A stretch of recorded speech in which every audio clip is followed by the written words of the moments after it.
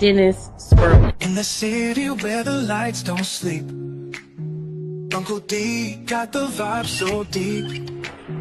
Representing men strong and free. Dennis Sperling's the king of the spree. In the streets where the rhythm flows, black men rising, that's how it goes. Uncle D got the truth to show. In his heart, that's where the fire glows.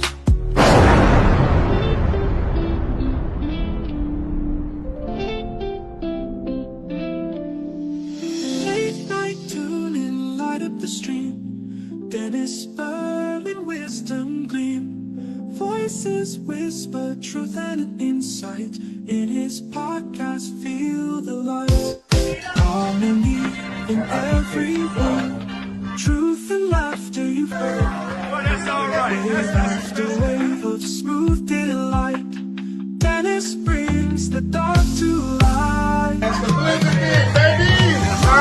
Share the tales unfold. Stories pour like morning gold. Feeling the wisdom is building. Subscribing like time after time. Black men, I want to salute you. Your incarceration rate is down. The education rate is up. We up. We went from, we are doing great for ourselves. So you should salute yourself. Shout out to all the brothers out there, whether you're a truck driver or engineer, whether you're an electrician or garbage man, a doctor, a lawyer. If you're a hard-working brother, if you fresh out the penitentiary, but you on your grind and you doing it legal and you trying to make amends for yourself, man, I salute you too, brothers. God bless you. This is Uncle D, and you know, I'm out.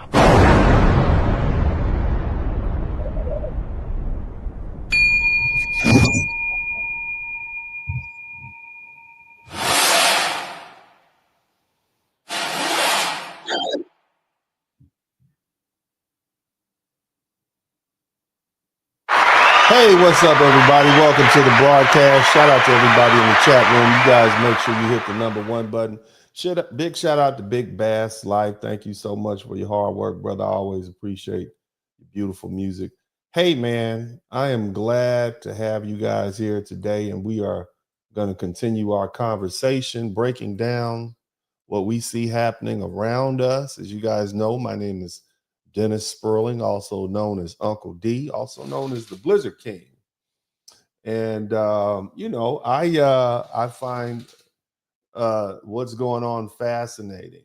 Now, well, first thing I'm going to do is I'm going to kind of fill you guys in on what's going on. I got a few videos I'd like to share with you all. And for the most part, you see people in an uproar. Now, the main thing that's happening right now since Donald Trump's election is that, well, gosh, man, I mean, the ICE raids. I mean, can we can't get around the ICE raids, can we? I mean, not at all.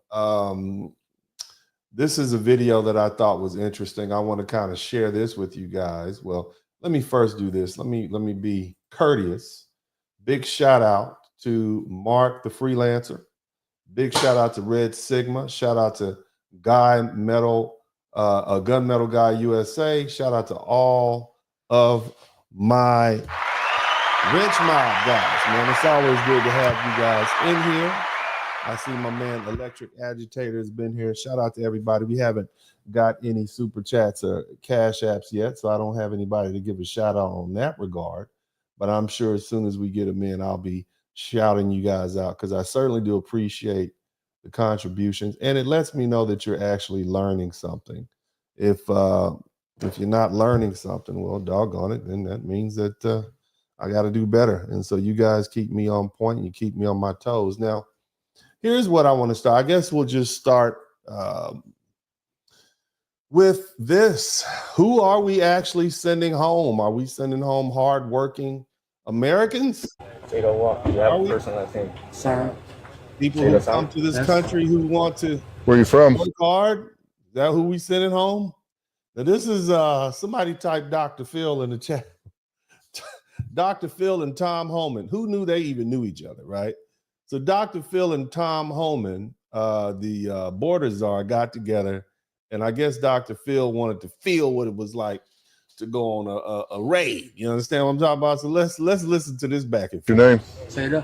Seda what? You have a first and last name. Sam. Seda Sam? Yes. Where you from? Where I was born or where I'm from? Where you born? Thailand. You from Thailand? You been deported before from the United States? No. Never been deported. Mm-hmm. But I've been in the system before. Yeah. Look, let me tell you something. What do you When I ask you something twice, that means he already knows the answer. Okay, he's just asking you twice to go ahead and get you to commit to that lie. So let's keep listening. Keep on. been listening. charged with Charles Fair. before? Look at Dr. I'm Phil. not gonna say that. I'm gonna talk to my lawyer. I want to talk to my lawyer. You ain't even talked to law enforcement. That's Dr. Phil, baby. Dr. Phil is conducting some kind of TV show out here, man. He's getting his ratings up. Keep listening. Yeah. Are you a citizen? My mom's a citizen. My mama. Your mother's a citizen, Yes. but you're not? He just mom out here catching strays. Mom is out here. She about to get her doggone paperwork revoked. She out here catching strays for you, fool. Anyway, let's keep listening. But you've never been deported before? You Dr. Phil. You look like Dr. Phil. Yeah? How do you know me? No, I seen Dr. Phil, you know, on TV.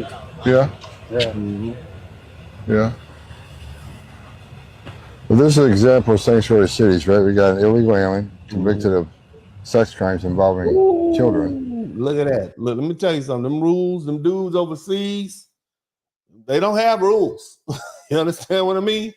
Anything they can get hold of is available, apparently. So, you know, I'm just saying, they got all kind of fetishes and whatnot going on. And they just let them walk up through here from the southern border. So let's keep listening. He's walking the streets of Chicago. Mm-hmm. Again, the downfall, the problem with the sanctuary city, that people like us walking the street rather than local law enforcement working with federal agents. Chicago. This is what we're dealing with. Yeah. You've been charged with sex crimes with children? Ooh-wee. Not really? Not, sir. Either you are I've never or you been aren't, deported. sir. Well, Huh. You just Let's take him got- in process and lock him up. Got it, sir. Lock him up. Somebody type lock him up in the chat room. Lock him up. That's what Tom. So these are the type of people that we are sending home. These are not just regular folk who are here to work. You forfeited that right. You see what I mean? When you decided that you wanted to be out, first, you didn't come the right way. Secondly, y'all here committing heinous crimes. Now here's another one right here. And this fella apparently just was just released. Let me see if I can pull this thing up, man. I'm doggone it. There was another one here. Let me see here, family. Let me try to pull this up real quick. I had it ready and available. You understand me? It was ready and available. And now it is no, oh, there we go. Let me see if I can get this in here for you. Hold on 1 second. Let me get this one in here. Do you mind telling me your name? Let me see. I'm gonna make it. Give me 1 second. I'm gonna pull this up real quick so you all can see it. Boom, bada. Okay. Yeah, I'm having some difficulty sharing the screen for whatever reason. That didn't work. Okay, I'm gonna get it tightened up. Y'all hang in there for a minute. Uncle D is trying to figure out this old technology. I'll get it in a minute. But anyway, bottom line is there was another video of a guy who apparently he thought it was he had just been released from prison. Okay, just released from fresh out, just released from prison. Had done 6 years because he had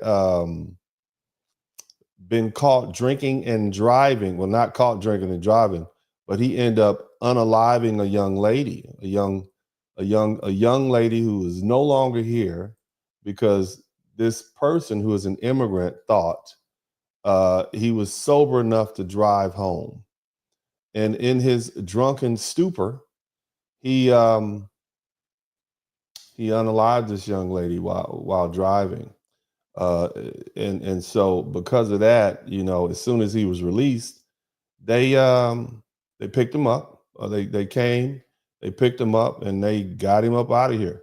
You know, and so a lot of folks are questioning our tactics that are what Tom Holman and the Trump administration are doing as far as ICE.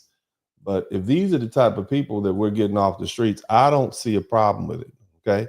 And I think most Americans agree with that. We don't have a problem with getting these people out of here. Let me see if I can pull it up. There it is. That should pull it up right there. Here we go. Do you mind telling me your name? Now, this fella's from India, fresh out. Y'all hit the #1 button if you can hear me. Where are you from? India. Wanna say India. anything? Well, I'm not sure really what's going on, but I deserve a fair chance. You deserve a fair chance. You don't think you Deserve a had fair one? chance, like I'm married here, so I mean, people always say, well, I have a child here. I'm married here. That doesn't save you. You out here committing crimes, sir. You out here committing. What if I came to your little country and went out there and start committing crimes? If I start cow tipping, somebody taught you can't go to India and start cow tipping. What if I do that? Huh? Would you allow me to come back to your country if I came and start tipping over your sacred animals, start cow tipping? That's something that country folk do. Or at least we tell city folk that we do that. So yeah, you had your chance. Understand? You should know the law. I mean, drinking and driving is something that everybody should know not to do. Let's get the #1, but hit the #1 button. you guys give me a chance. How Give long me have a you been chance. here? Yeah, the chance. I've been here. I came in 16, in 18. I'm on a F1 visa. So in around 18, I had a fatal DUI crash. And it ended DUI up crash. being in prison, and literally 10 days I got out. Been out 10 days. 10 days ago you got out. How long Well. were you in prison for?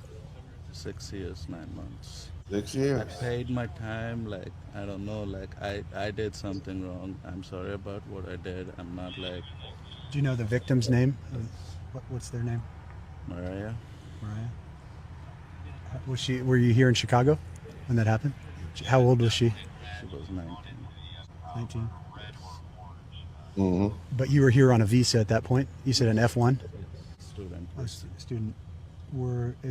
So your visa's obviously So lapsed. we gave you the opportunity to come to the United States and study and learn. And instead of focusing on the studying, you decided you want to get on out there and drink and drive behind the wheel. Okay. And then you unalive someone, a young girl whose life would still be here, but for you who shouldn't really be here. Okay. We got enough drunks on the road that are native. We don't need to import any drinking and driving, drunk driving folks. So yeah, we want all of these people gone. I think collectively speaking, those of you who are indifferent, and then there are also those of you all who are silently in acceptance of what you see. If you are the people who some of y'all probably voted for Kamala Harris, but now that you see this happening, okay, I know you don't want to tell anybody. I know you want to keep it a secret. Okay, but I don't see any of you all running out there in front of these ICE raids. I don't see any of y'all out there with your little protective shields protecting these immigrants. So I'm going to hedge my bets that most of you all are silently accepting this. Let's take a poll. All right. Those of you who are in here, even if you didn't vote for Donald Trump, I want you to type SA in the chat room for silent acceptance. All right. I know SA means something else, but this particular conversation, type SA if you silently accept what's going on. And we're going to change it up a little bit because some of you all are silently applauding. So if you silently accept or you are silently applauding these raids, go ahead and type SA in the chat room. Go ahead. I see them. And if you really are enthusiastic about this, just type the whole word out. Silent approval. Shout out to my man Red Sigma for being the first person to contribute to the super chat. Thank you for the super. Silent acceptance. That's what's going on. That's what's going on. Keep listening. When I catch the case, yes. Yeah. You caught a case. You Anything caught a case that you deserve, sir. Yeah, and that's just one case. So that guy is Loud and one approval. case Loud approval. of millions across Yeah. America right now. And That's what's going on. Fair use. So what I'm saying is I have yet to meet any Americans that truly are against this. Now, I've heard them voice opinions about it, and it's interesting. And we're going to kind of dig into the opinions that I've heard because I find them to be intriguing, to say the least. Nevertheless, but before we get to that, you know, of course, you do have people who are protesting. This is in Dallas sometime earlier. You got folks that I don't think this is a good idea. I'm just going to point it out to you. Concentrate yourself in this one place. I don't think this is a good idea, okay? Because ICE trucks roll up. They send F Donald Trump. I don't know if this is a good idea.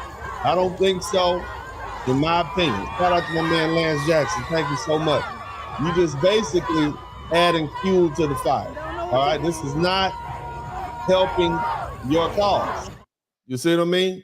When Americans see that, they like, oh, you don't even have standing to protest. And here you are basically saying F the president that the majority of Americans voted for.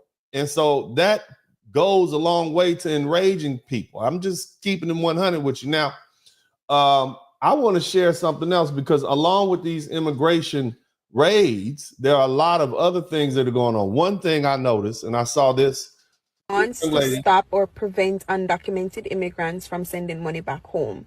He said Donald Trump wants to stop undocumented immigrants from sending money home. Now I want you to notice home is where they play. Home is where the heart is, right? So you're obviously just in this country to make money. You see this as a business opportunity, and at the end of the day, this is not your home. So how can we expect you to take care of this home, defend this home like we would? You see, because your family is somewhere else. So just listen to the language being used. I'm just pointing it out. Listen to this young lady, and what she's saying is going to mind you. She has a Jamaican accent, so home is Jamaica for her. Keep listening. He's putting into place policies that if you can't show where the money is lawfully coming from and that you have lawful status within the US, you won't be able to send remittances, or they will allow you to send it, ask for proof, and if you can't send it, they'll just take it. So here's my thing. You know, a lot of immigrants come to the country, and a lot of these countries want immigrants to come to the United States because what the immigrants will do is they have families back in their home countries. They'll take the money they earn here and send a good substantial portion of that money back to their home state, Western Union, I don't know, Cash App, I don't know, whatever it is they have.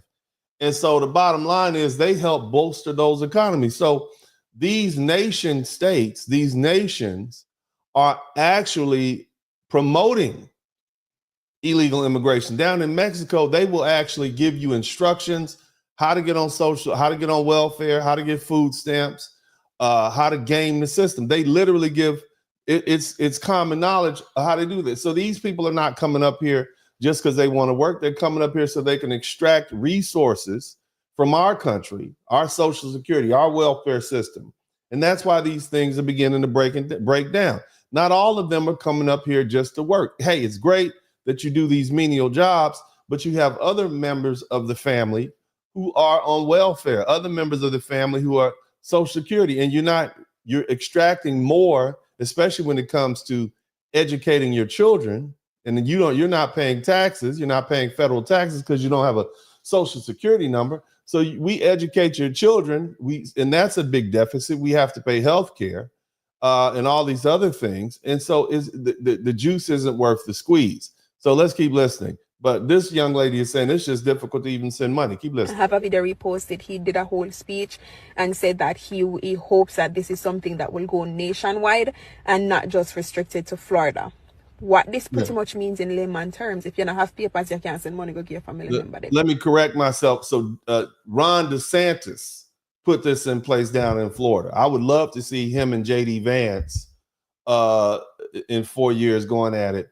And I would love to see Ron DeSantis become our vice president and then JD Van or vice versa. I think either one of those fellas would do a great job. Let's keep listening. You have to find somebody that has paper. This is a huge inconvenience because as an undocumented person for over 4 years, I sent money back home religiously. We know you sent money home religiously. That's the whole point. You taking money from the United States and sending it home. We know that. And so they can spend it in their economies as opposed to you spending it in this economy. And at least we get the taxes and we get to recycle those dollars. Keep listening. Every week religiously, I was sending money back home that I worked for. Yes. And every time you send money, you want family member in your business. And at some point, people I get tired of you because when you grants from sending she was speaking fast. green card holder or as a US citizen constantly have to be sending money for somebody for people to ask where you getting money, this, that, like. Now she don't like the fact, what she's saying is she doesn't like the fact that people are asking you. She's have to get other people to send the money, which is fraud. I mean, it sounds like it. I don't know. You could do it. If you're doing something you shouldn't do, you shouldn't do it. Sounds bad. I'm not sure. It just don't sound good to me. Okay. I don't know what it is. It just doesn't sound good to me. If you're getting other people to do something you're not supposed to do, basically, that's not good. Anyway. It can become a lot. When I tell you, I have no words. I have no words. Me don't know if I say I don't have a solution. I'm just letting you guys know what I saw. And it's very heartbreaking. I'm going to post another video after this to show you guys alternatives. We are not supposed to make it easy for folks to game the system. That is what our governmental officials are for. We are not going to make it easy. So it's getting difficult all around. Here's another one that I found very interesting. And this has to do, I think this young lady is an attorney. I don't know if she is. ICE detained. But listen to what she's saying. And all my foundational Black Americans, all of my indigenous Black Americans, all of my ethnic Black Americans who are from the United States, I want you to listen to her wording very carefully. I want you to listen to it.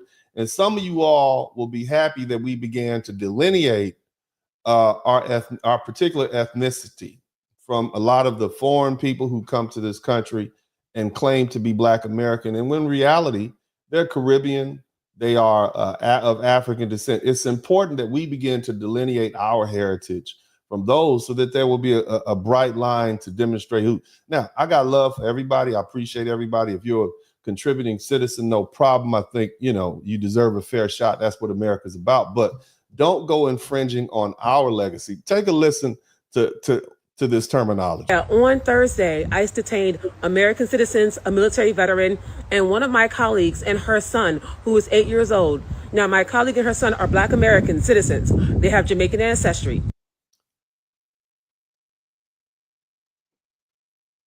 One of my colleagues is an American citizen. They're Black American, and they have Jamaican ancestry. Let's keep listening. They were detained for over 24 hours. That's how long it took us and lawyers to get them out. So this young lady is an attorney. Of ICE detainment. And the son now has extensive trauma. And they are. The son has extensive trauma. Black Americans. I'm not sitting this out. Hold on a minute. Hold on. And lawyers to get them out of ICE detainment. And the son now has extensive trauma. And they are Black Americans. I'm not sitting this out. And they're Black Americans. Now, see, did you hear that? Somebody shout out to 414 Money. Jamaican lady has no words, but I do. Bye. Are they really Black Americans? Why? They're Jamaicans when they win the Olympics. They're Jamaicans when they get a scholarship to go to Yale or Harvard.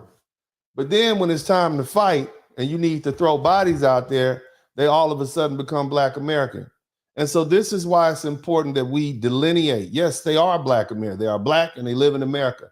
But in reality, they're Jamaican or of Jamaican descent. We are foundational Black Americans because we can trace our roots, trace our history to the slavery, institutional slavery here in the United States. Just listening to the word, it's almost as if people from overseas are trained to try to evoke Black Americans to try to draw us into this fight. Because see, at the end of the day, as I told you guys the other day, nothing really changes. When Black Americans stand down and we don't get in this fight or anybody's fight, really nothing happens. We are the moral compass of this country. We know how to get white people to move. We know how to do it. We've done it successfully. I think around the world, if you look at all the movements, the reason they follow Black Americans and our leaders is because we know how to operate and we know how to deal with it. And I tell people all the time that Black Americans and white Americans have lived alongside each other for so long that we have an understanding. And we typically know how to get them to come down off the ledge. You're going a little too far. Not saying that they don't throw temper tantrums every now and then, which is what you see. But that's why these other folk always want to get Black Americans involved in their fight, whether it's the LGBT movement, whether it's the Latino rights, immigrant rights, or even foreign Blacks. I just want you to listen to that. Let's keep listening to this. Said in another video, I'm not sitting anything. And again, what she's saying. Trauma. And they are Black Americans. I'm not sitting this out. We're going to sit this out. Somebody type, sit this one out in the chat room. Just said in another video, I'm not sitting anything out because our community is going to need us. Our community? What you mean? I've had my papers before the country was born. What are you talking about? I just sat up here today and traced my roots back to 1690. Okay? That's how far my roots go back in this country right here between Virginia, North Carolina, and Mississippi. I'm good. I don't need to for what? If ICE stops me, I'm like, where we going? All right, cool. Where you gonna send me? I'll be back. But let's keep listening. Americans were detained. That means they're not going after just people who are illegals, as you want to call them. They're going after whoever they can. They're not going after Black Americans, baby girl. They are going after Black people who are in America, who are foreigners. They're not going after foundational Black Americans. We don't have anywhere to go. You understand? That's what I need you to understand. Keep listening. And the 14th Amendment was an amendment that gave Black people birthright citizenship. It gave former slaves who were deemed not citizens but property. Okay, it gave them citizenship because of the Dred Scott rule, Black people were deemed property and had no rights. And then slavery ended. And so what they had to do was they had to say, well, how do we categorize these people? And the 14th Amendment said, hey, if you're born in this United States, you're a citizen. That's what it said. So it gave us citizenship when we didn't have a status. It wasn't just for Black people. It wasn't you just came over here from the Canada or Zimbabwe and you just showed up. That doesn't automatically make you a citizen. That is a deliberate misinterpretation of the 14th Amendment juxtaposed with Dred Scott. Keep listening. We're descendants of slaves. So if that is repealed and they go after one group who are not going to repeal the 14th Amendment, ma'am. You know, that takes a state ratification. They don't even have that in the country. Nobody has the will to do that. They're going to reinterpret it to say that anchor babies are not allowed anymore. Anchor babies don't have citizenship. If both of your parents are people who are foreign nationals and not here legally, you will not be born a citizen just because you were born in the United States. They're going to reinterpret the 14th Amendment based on that little clause that says that the country has jurisdiction. Anybody naturally born, and I'm paraphrasing, anybody naturally born in the United States and this country has jurisdiction. That's what that means. You cut it out. I think they're going after next. I'm not saying anything out. Not when my community is going to need me. No, they're not. I'm not going to do it. What community are you from? Well, you must be from the immigrant community. They're not coming after all this. Man, come on, man. Cut it out. Cut it out. They're trying to get you involved. Like, we're going to sit this one out. Somebody type sit it out in the chat room. We are not coming to your rescue. Okay? Now here's another one that I thought was very interesting. Check this one out right here. Currently working on striking an asylum agreement with the country of El Salvador to deport migrants from different countries across. Y'all, somebody say Bukele in the chat room. Do you know El Salvador used to be one of the most dangerous countries in the world? And then they had this president, two-term president, he's in his second term, named Bukele. Okay, Bukele, he has built a prison that's the size of like 6 football fields. And they have rows and rows of beds stacked 4 levels high. Okay. And he locked anybody with a tattoo on, anybody, just a butterfly, anybody with a tattoo is in there right now. And they don't get out. Okay. They in there with their boxer drawers on and the t-shirt, and they locked up. And they locked in there with their enemies, everybody getting along. They get like 45 minutes of exercise right outside the little cell. Okay. Nobody wants to go to El Salvador. I want you to understand that. Look it up. Look up Bukele. Somebody, Bukele. Bukele. Bukele, you don't want no parts of El Salvador right now. Can you imagine? I want y'all to hear what this man just said. Donald Trump is working out a deal where he can send people who don't belong in El Salvador to El Salvador. You know what's going to happen when they get off that airplane? That military plane is going to take them. I'm from Venezuela. You should have stayed in Venezuela. Now, listen to what this cat is saying. The Trump administration is currently working on striking an asylum agreement with the country of El Salvador to deport migrants from different countries across Latin America to the small country in Central America. This would be a so-called safe third country asylum agreement that would empower U.S. immigration officials, Margaret, to deport non-Salvadorian migrants to El Salvador with instructions to seek asylum there and not in the U.S.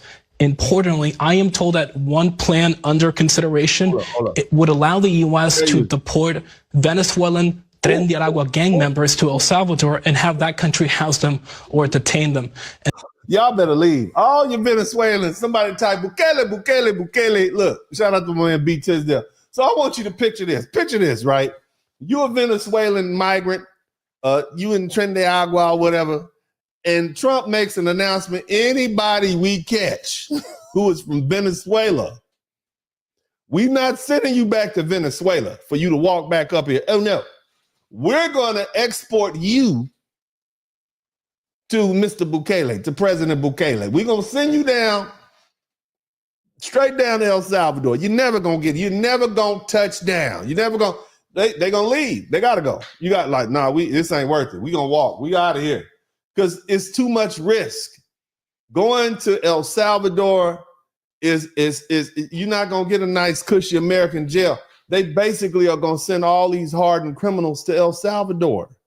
And I mean, hell, I would put El Salvador on favored nation status. Y'all got all of me. We're gonna let y'all do everything you want. Just keep our criminals locked up. Can you imagine that? Damn. Yeah, they're going to roll up out of here. Nobody wants to go to El Salvador. And that would obviously be a significant development and breakthrough potentially for the administration because, as you know, Venezuela right now currently does not accept the U.S. deportations. And so the administration... That's all right. You ain't got to accept it. We got somewhere else for them to go. We're going to send you to Venezuela. We're going to see the El Salvador. The administration is moving aggressively and quickly to really oversee a sweeping crackdown on immigration. We have seen the president invoke sweeping constitutional powers to essentially shut down the asylum system at the border. And he is also enlisting the vast resources of the military to really enhance immigration enforcement, not only deploying more troops, but using military planes to deport migrants. And yes, there have been so far 1,500 troops deployed to the border, but one internal Customs and Border Protection memo. This is Bukele's work right here. This is El Salvadorian prison. This is what you get in El Salvador. You see that? Don't nobody want to go to El Salvador. Look at that. That's where. Oh, you gonna stay? Oh, you gonna stay up here? Okay, we got you. This is where you're going. Then you're gonna go down here. So look at that. Look at my boy with the little grimace on his face. Yeah, he was all big and bad. Look how they got him lined up, man. This is how they rolling in El Salvador, man. My boy, look at that. Oh God, look at these. Look at these. They just rounded them up. Tattoo on your face. You're going to jail. For how long? Forever. Look at that. Forever. And some of these dudes were American born, not American, but they lived in LA. They were part of MS-13. They were part of 18th Street and all that stuff. They got shipped back to El Salvador. And as soon as they touched down, lock them down. Touchdown, lock them down. That's what's going on. So nobody wants to go to nobody wants to go to El Salvador. And so Trump is slicker than pig snot. Look at these prisons. Look at that. They got them and they never leave. That's the cold part about it. They never let them leave. So let me tell you something. If nothing else is a deterrent, this is a deterrent. You are a Venezuelan gang member. If you better leave now. Because if we catch you, you're gonna be on the next military flight straight down to El Salvador. No. I live in Venezuela. No, you're gonna live in El Salvador now, sir. This is your new home right here. You're gonna stay right here. You wanted to come up here and take over our little apartments and whatnot in Denver. We got somewhere for you. Keep listening. Look at this. Here's another one. Careful what's on your phone when you're coming into the airport. Yeah, this is what I want you to understand something. This is full court pressure. Now they sweating immigrants when they come in the airport. You understand? You know how when you walking in the airport and whatnot, you coming back from overseas and whatnot. Listen to the questions that you're being asked right now. Look at all. You have to be really careful what's on your phone when you're coming into the airport. And let me tell you why. People getting stopped at the airport and having their phone taken from them, and having immigration look through their phone and start questioning why they're doing certain things on their phone. Listen to that. They got it all figured out. Listen. Are they looking at certain TikToks? Why are they texting somebody about getting married?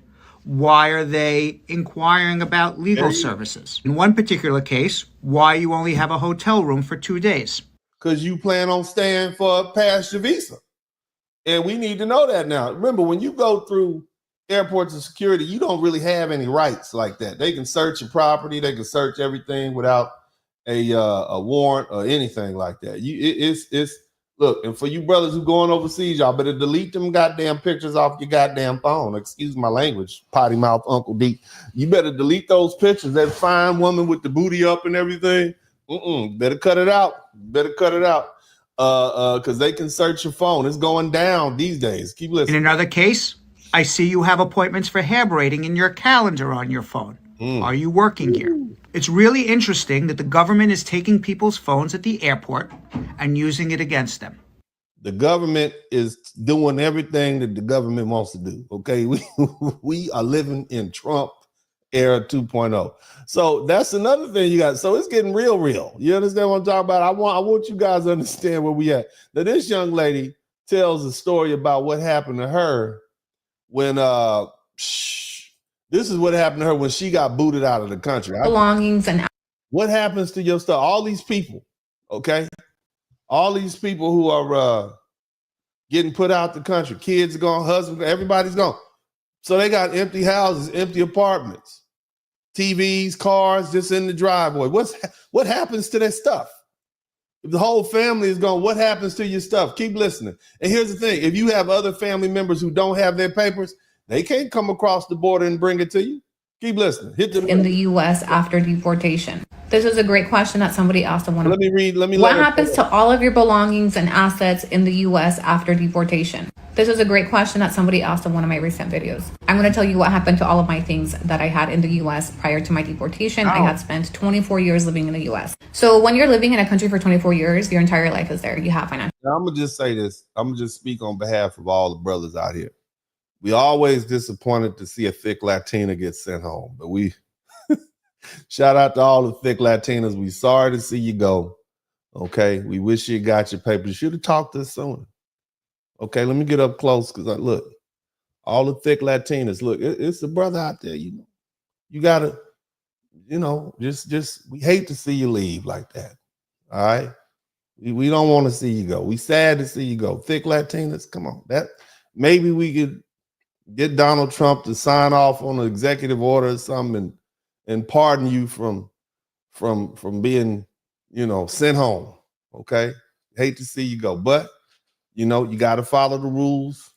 Okay. We don't want to be unfair, but we like thick Latina. I'm just saying, somebody type thick Latina in the chat room. We hate to see you go. All right.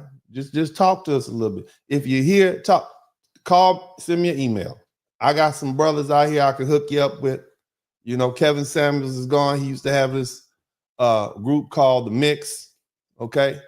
All right. I'm gonna call it The Tricks. I'm gonna have a Facebook page. We're gonna call it The Tricks. All right. And I'm gonna try to hook you thick Latinas up with some brothers out here, and you know, y'all, and we try to help you get your papers. Okay. So just maybe we can get that formed up. I'll form a committee. Okay. Me and the fellas will form a committee and try to get another Facebook group together, and we'll call it The Tricks, and see if we can hook some of these thick Latinas up. It's a waste. We don't need to lose that. Shout out to all the thick Latinas out there who are getting sent home. We with you. Okay. We gonna remember you. All right. Talk to assets, vehicles, homes, real estate. What happens to all those things? You lose most of it. I lost my vehicle. I lost a lot of my home belongings. The only thing that I was able to bring across the border that my sister flew out to me, and she brought like 6 maletas with her, was my clothes.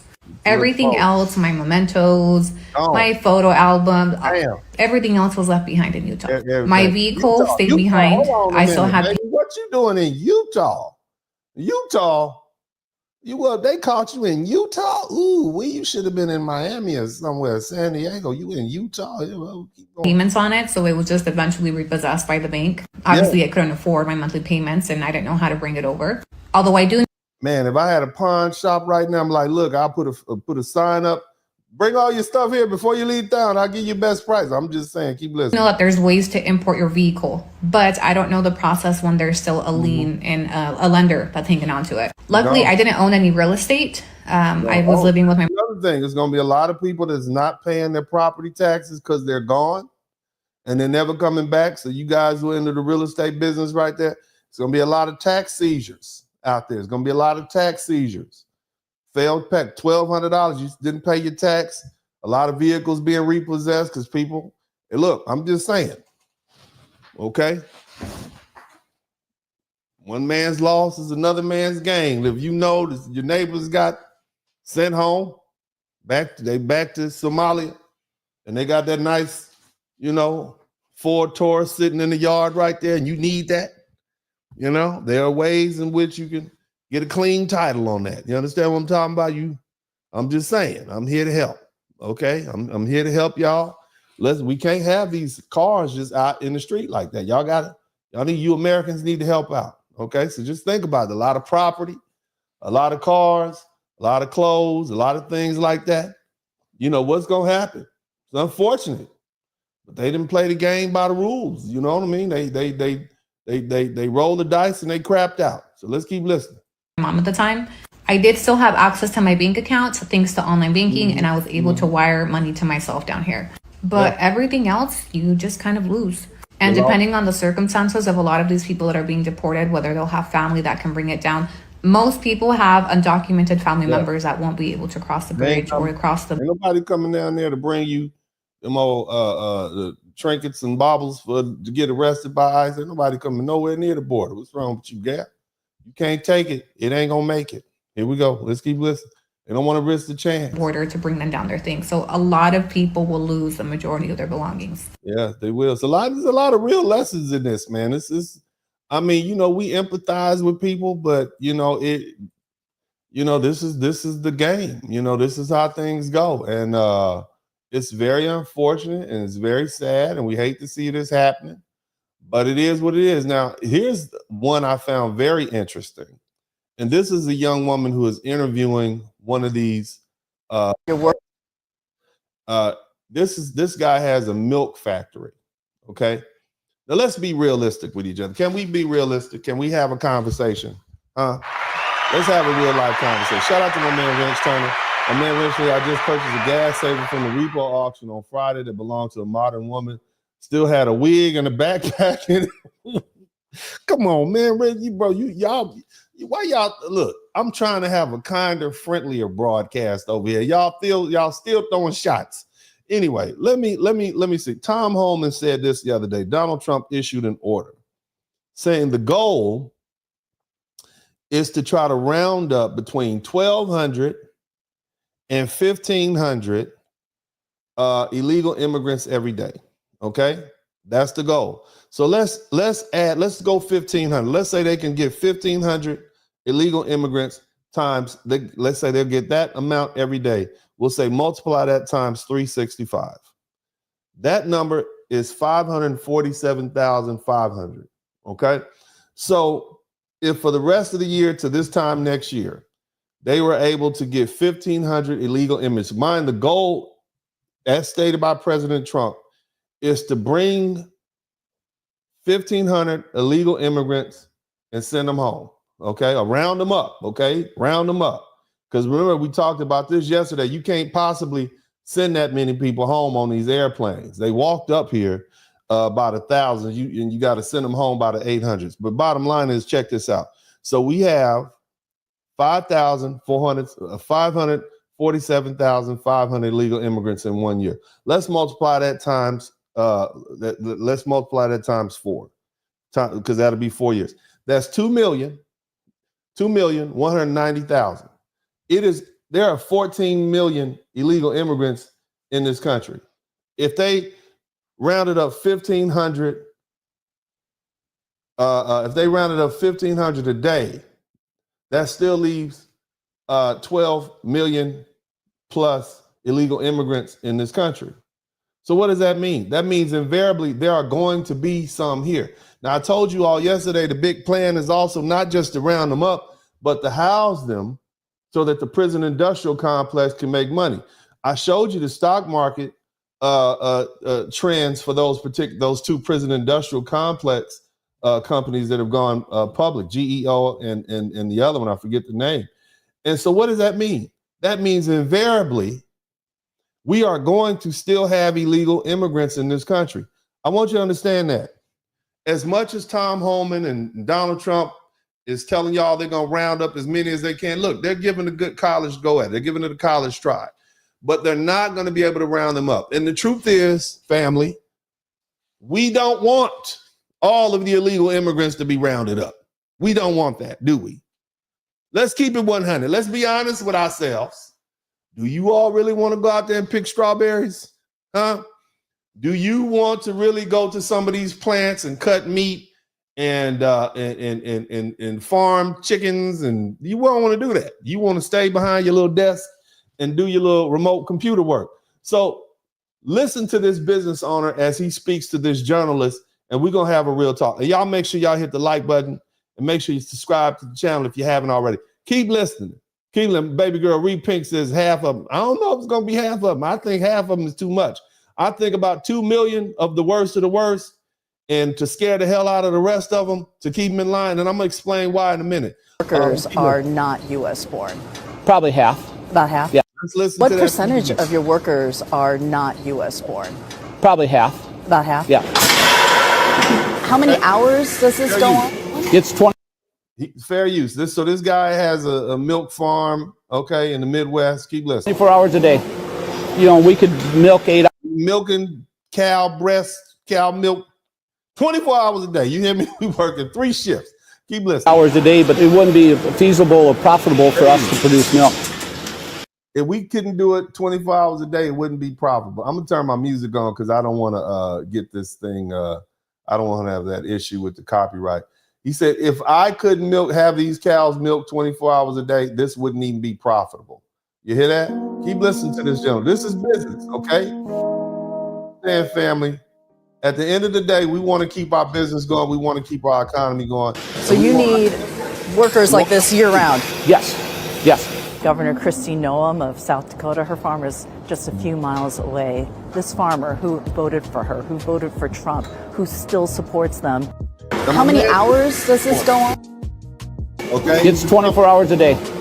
You know, we could milk 8 hours a day, but it wouldn't be feasible or profitable for us to produce milk. So you need workers like this year round? Yes, yes. Governor Kristi Noem of South Dakota, her farm is just a few miles. So it's an unspoken understanding, right? Let's keep listening. Away. This farmer who voted for her, who voted for Trump, who still supports them, doesn't believe that they would round up immigrants and ask them for their immigration status, because it's an open secret that farms in this state are held up by undocumented workers. Are you So it's just understood. Okay, keep listening. worried, like some of your other farmers, that if there were a mass roundup of undocumented migrants, I want you to hear what he says. If you take all these people out of here, listen to what they say. that you might lose workers? You may not have enough workers. Well, the question I asked, how they going to do that? Within 2 days, we will not have food. You hear that? If they rounded up all these illegal immigrants, within 2 days, we wouldn't have food. That's America. That would make you more upset than having illegal immigrants in this country. There will not be food anywhere. 2 days. Yes. Yeah. That's why I predict nobody will be filling shelves, nobody will be producing food. If we once have to shut down and be gone, it's never coming back. Does Governor Noem understand that? I would think so. You have a lot of faith that they're not going to do what they're saying. That's pretty much what I'm thinking. So we have to trust in our officials that are put in place. What percentage? So what I'm trying to explain to you guys, and shout out to them in fair use, as I said. So look, capitalism is what it is. All right. It depends on having a population of laborers that we can get at cheap labor. That's how business works. Okay. Cheap labor. Okay. We need cheap labor. We need people who are compromised to do the work that we don't want to do for less money, so that we can keep the prices low, so we can keep our commerce driven society going. All right. There's a pyramid. You got the rich on top. You got the poor people on bottom. You got the people who can't demand a higher salary because they don't speak English. They don't have social security numbers. There is no upward mobility. They're dependent on whatever it is you give them. It is what it is. You don't have to like capitalism, but it is. If they didn't like it, they want a fair shot, then they should stay home. Stay in the countries that they came from. That's where we are. Now, here's another thing. Notice how ICE is raiding Chicago. ICE is raiding Los Angeles. ICE is raiding New York. Think about what all those states have in common. Why isn't that they haven't raided South Dakota? Now, I know we have some stuff going on here in some of our liberal cities, but for the most part, and shout out to my man Chief Rocky, he said, knowing how the system is, their labor will be replaced with prison. You can't put all these prisoners. If prisoners make excellent workers, then they wouldn't be in prison. You see what I mean, man? There's only so much you can do with prison because you got to have manpower to watch them, and then you got to house them and feed them and all that different stuff. All right. But what I want you guys to understand is the reason that we're targeting these blue states and these big blue states, these sanctuary cities, is because they want to target these sanctuary cities in these blue states because they don't want to target a blue state or target a sanctuary city in first of all, they won't want to target a sanctuary city or in a red state because it might piss the governor off. If the governor's red, I know they're doing some stuff in Houston, but for the most part, they're focused on New York. They're focused on Chicago and Illinois. They're focused on those places out in California. These are the places they're focused on. And they're doing that because they're trying to get the 2 million people that they're going to get out of those states, as opposed to bothering and harassing the folks in the red states where a lot of the commercial where a lot of the agricultural stuff is going on. Just think about that. So it's a grand plan to it. Look, there's no way we're going to get 14 million illegal immigrants out. Have you ever, you can't round that many people up, period. So they're going to do what they can. They're going to say, we gave it a good shot. I promise we did the best we could. At the end of the day, this is Biden's fault. We'll keep trying. All right. So that's what you have to understand. But these are the realities that we're dealing with. Okay. And so don't be disappointed. Now, here's the thing. Why is everybody so mad? Huh? Why is everybody so mad?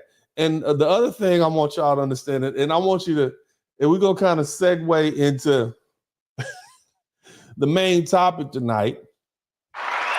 And that is, when I see a lot of Latino people complaining, right? I see a lot of them complaining. I see a lot of black people saying it's not my problem. I'm not getting involved in this. And then I hear a lot of these white liberals.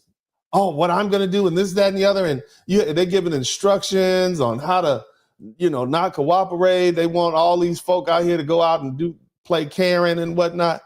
But, you know, for the most part, when I really listen to what they're saying, it sounds to me like they're complaining about their servants being taken away.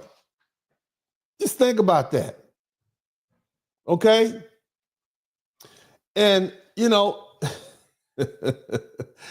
when we dig into this uncomfortable truth, you know, I don't want to hold any punches. See, we're going to peel back the layers tonight on something that I've been noticing more and more. And it's disturbing because it echoes part of our history and it's playing out right before us. I'm talking about these white liberals. Look, I like conservatives. The reason I live in Texas is because for the most part, people are straight up. You're entitled to your closely held beliefs, okay? And let me have a very serious conversation with you all right?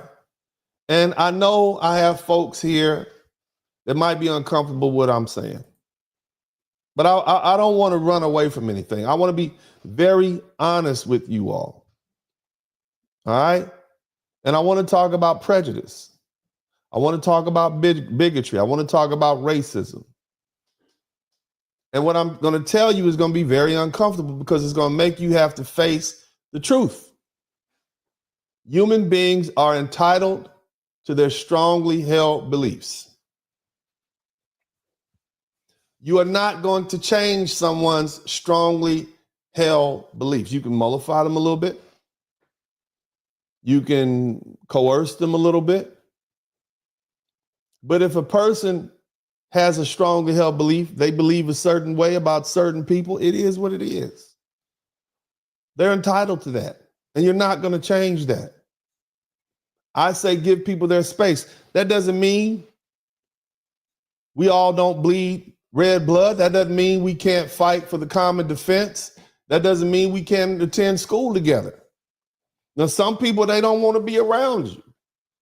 And this is not germane to one group or another. I know black people that don't want to be around Latino people that don't want to be around white people that don't want to be around Latino people, Indians and Asians that only want to be around Asians. It is what it is. People are entitled to their beliefs. This is a big earth, and we can share it. We can be communal or we can be apart. People are entitled to their strongly held beliefs, even if those beliefs are racist, even though those beliefs are prejudiced, even if those beliefs are bigoted. And that's just the honest to God conversation that we need to have, period. People are entitled to their beliefs. The problem is when you begin to impose your will on others because you've teamed up with some other people and want to treat them unfairly. That's when people fight back. And it's worse when you're the majority of the population and you do it. That's when it's deemed unfair. Okay? And we just have to deal with that. Racism is as much a part of the human psyche as anything else. Everybody always wants to port their side. And I'm not like these black conservative extremists who sit up here and lie to people. Say, oh, racism, they're fools and white people think you're a fool. And nor am I a liberal thinking, oh, racism is good, no good, and it doesn't exist. I'm not a damn fool. I'm just like the rest of y'all. I see with my own eyes. People are people. They are who they are. Some people you can work with, some people you can't. But I understand that, hey, people are entitled to their strongly held beliefs. Now, that being the case, when I read through some of the comments that come from these white liberals or so-called white allies, somebody type white allies in the chat room. And the reason I like conservatives, because they let you know just how damn well they feel, especially in Texas. You understand? It's the white allies, the ones that pretend to be your friend. In reality, they have the same strongly held beliefs as the so-called conservatives, right? Which is another code word for racist. You understand? That's what they like to say. But the bottom line is everybody has their strongly held beliefs. Now, here's the thing. I'm concerned. It seems that they're less concerned about the mass deportations or the harm being done to the Latinos and the other people who are here, the other minority groups. And they're more worried about how it's going to inconvenience them.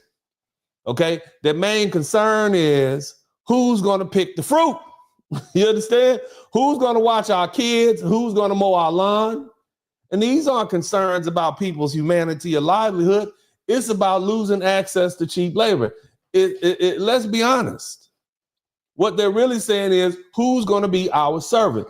Doesn't this sound familiar? It's the same rhetoric we've heard before. Way back during the Reconstruction era, after the Civil War was over, and the Southern plantation owners weren't grieving because they the moral loss of slavery. That wasn't the problem. They were grieving because of the loss of that free labor. And now here we are in 2025, and you have these same Democrats, these same white liberals crying about crops rotting in the fields and their inability to find affordable labor for their convenience. It's as if history is repeating itself just with this modern twist. I mean, listen to them. I'm gonna let y'all listen. But the Democrats, and let me be clear, this is their mindset. They don't even hide it. I've heard them say it over and over again. Who's going to pick the vegetables? Huh? That's how they see immigrants and minorities, not as people, but as a labor force.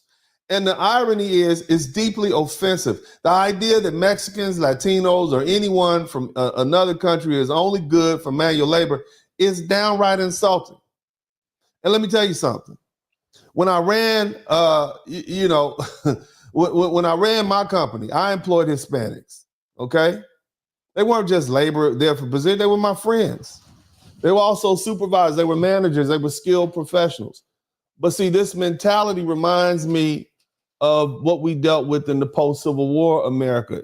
And back then, there was a theory that poor white people should step up, or the theory was that once we get rid of these black folks, these poor white folks are going to step up and take these jobs previously held by enslaved black people. And that sounds logical. Shout out to my man THPP, right?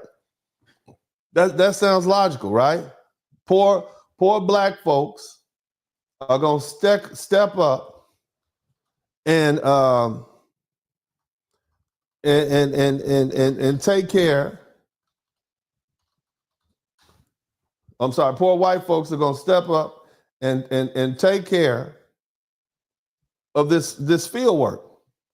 But it didn't happen. Because there's a book, well, Thomas Sowell talks about this, and this is somebody I actually just discovered about 3 years ago. You guys know who Thomas Sowell is? He came up with the term black rednecks. And basically, back then in one of his books, when he talks about that, it's called Black Rednecks and White Liberals. He basically says that back then, labor was something that black men did. Labor was something that white men didn't do labor back then. And so the idea that if we free these slaves, white men were automatically going to step up and do labor, it was just ludicrous, as Mike Tyson would say.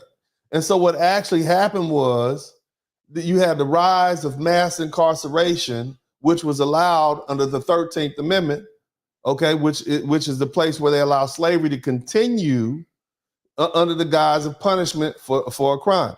Jim Crow laws, they criminalized basically your whole black existence. It led to countless arrests for bogus charges like loitering, vagrancy, and once they were in the system, black men were leased out to wealthy landowners through what was called the convict leasing program. So let's connect the dots. Shout out to my man Johnny Harris, starts unions to exclude people. Yeah, right? So let's connect the dots again, right? The same fields where black people had been enslaved were now being worked by black convicts, okay, forced back into the labor under the so-called legal system that they had in place. It wasn't freedom.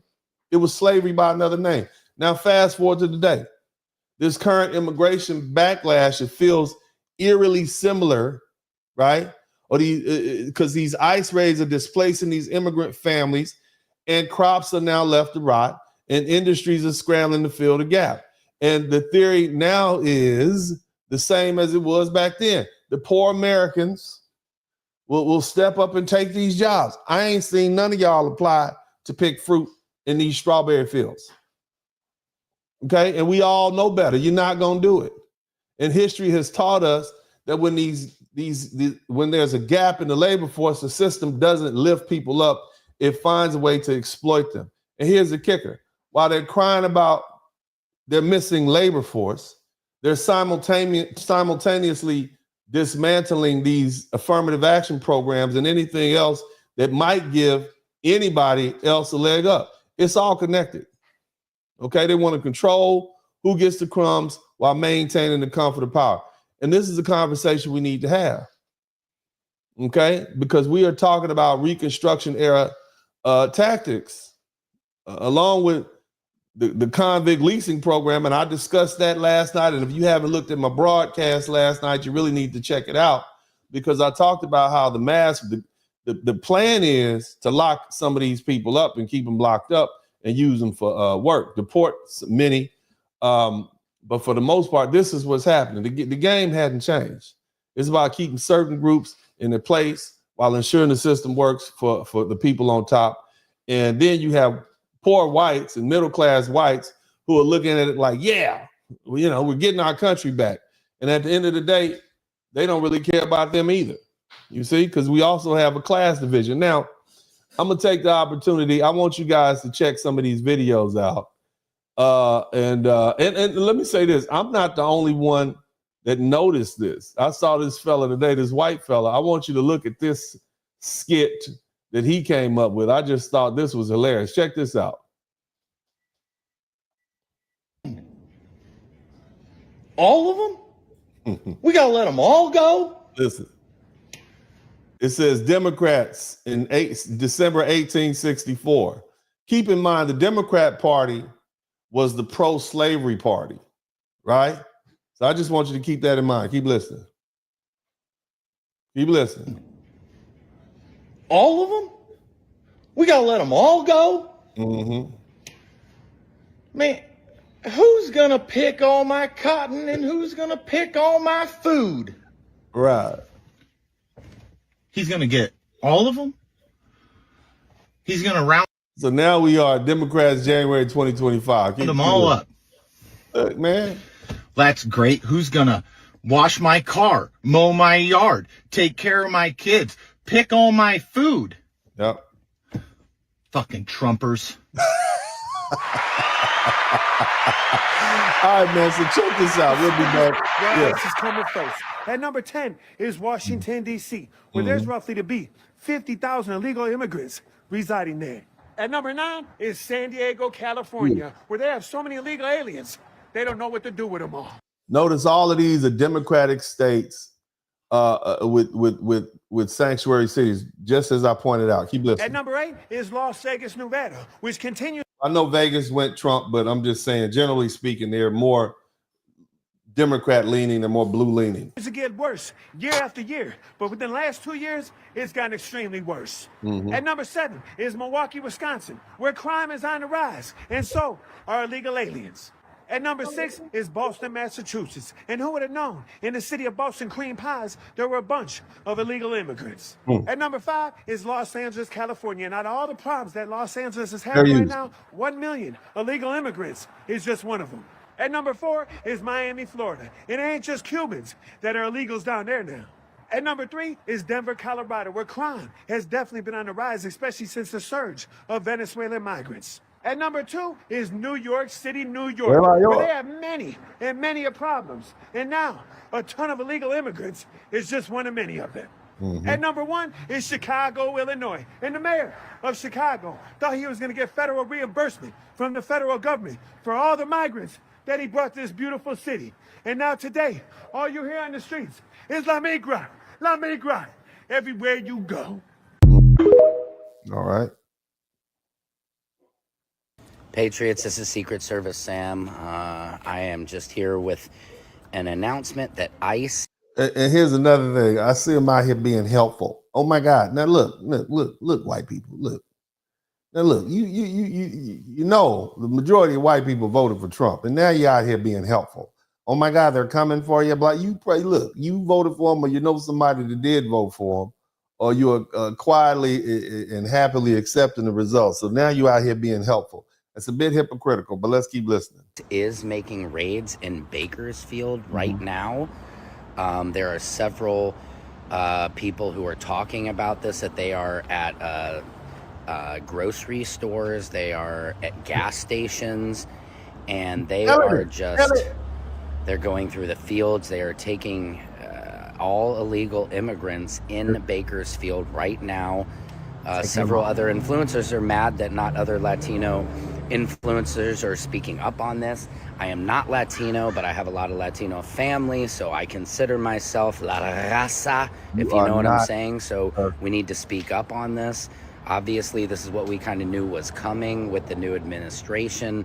What do my patriots think about this? My question is, if they're taking all of these farm and agricultural workers, obviously everybody is good with the criminals, but that's not where they're Look, okay, they're taking all these agricultural workers. So how am I going to have my avocado swirl dip, okay, with crouton nuts? How's that going to happen? They're taking all the average. I'm trying to tell you, keep listening, man. Keep listening. If you listen to Stephen Miller on the news, they're going after birthright citizenship.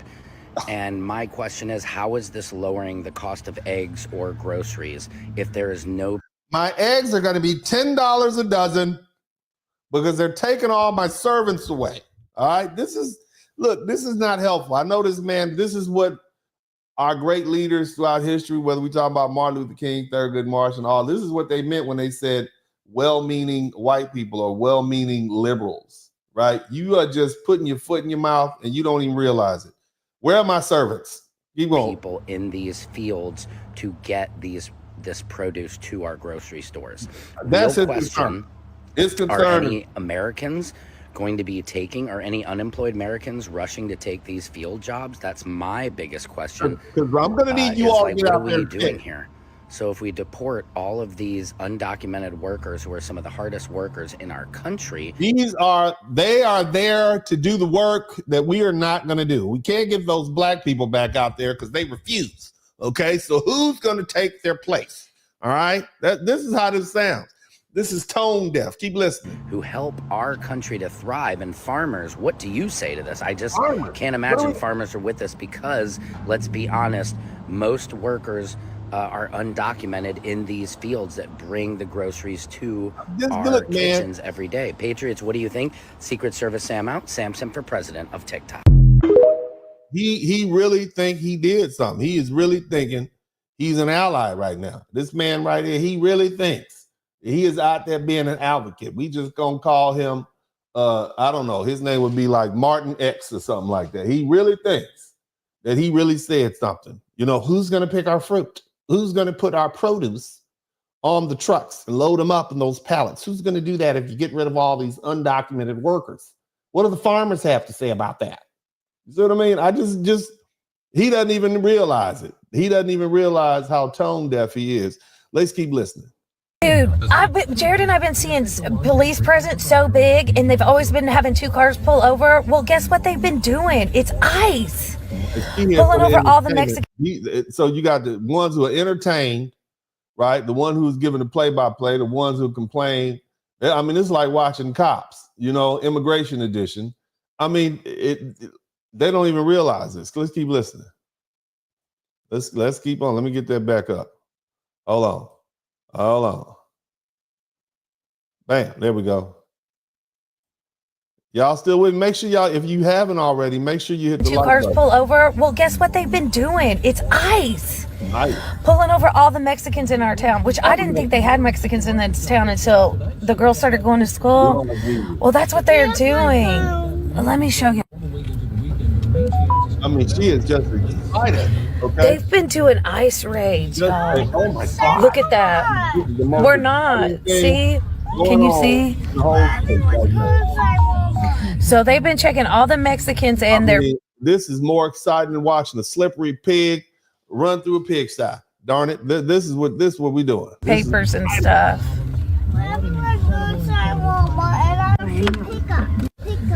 Yo, that's what it. Now this one right here, she just who she is. Okay, she just who she is. Send them home. Look at that. It's that group out there who don't give a damn. They just send them home, mind you. but she's probably a conservative. Let's keep listening. It's funny, my boy just pulled up on me and I was telling him how my son and I's plans for the day is we're going to go ride around Southwest Detroit and Mexican Town and film the ICE agents. He said, T, you know you can't fight the police. Entertainment, okay? Entertainment. Who's going to pick our fruit and giving a play-by-play, all right? Police. I said, the hell I can, I'm white. I said that to say this. To all my white people, please start using your whiteness for the overall greater good of humanity. We can do that. Ma'am. And this is the faux, I guess, vigilante. We're going to go out there and we'll show them. If you don't sit yourself down somewhere, you say, this is, what do they call this? Virtue signaling. Well, I was going to try to do, if you were going to do it, you would have done it by now. You see what I mean? So let's keep listening to this. Years ago, my neighbors was getting messed with by the police over some BS. Mm-hmm. You know what I did? I took my white ass outside and started filming it. Yes, and made sure they knew that my white ass was filming it. Literally Yes. said, I I'm hope gonna y'all know my film it. white ass. I'm going to film it.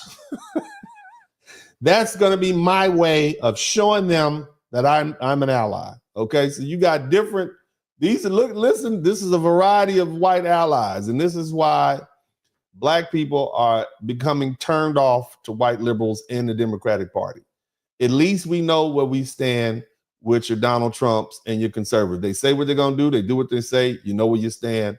I can kind of respect that. Maybe I don't agree with every that, but I respect that people have their strongly held beliefs.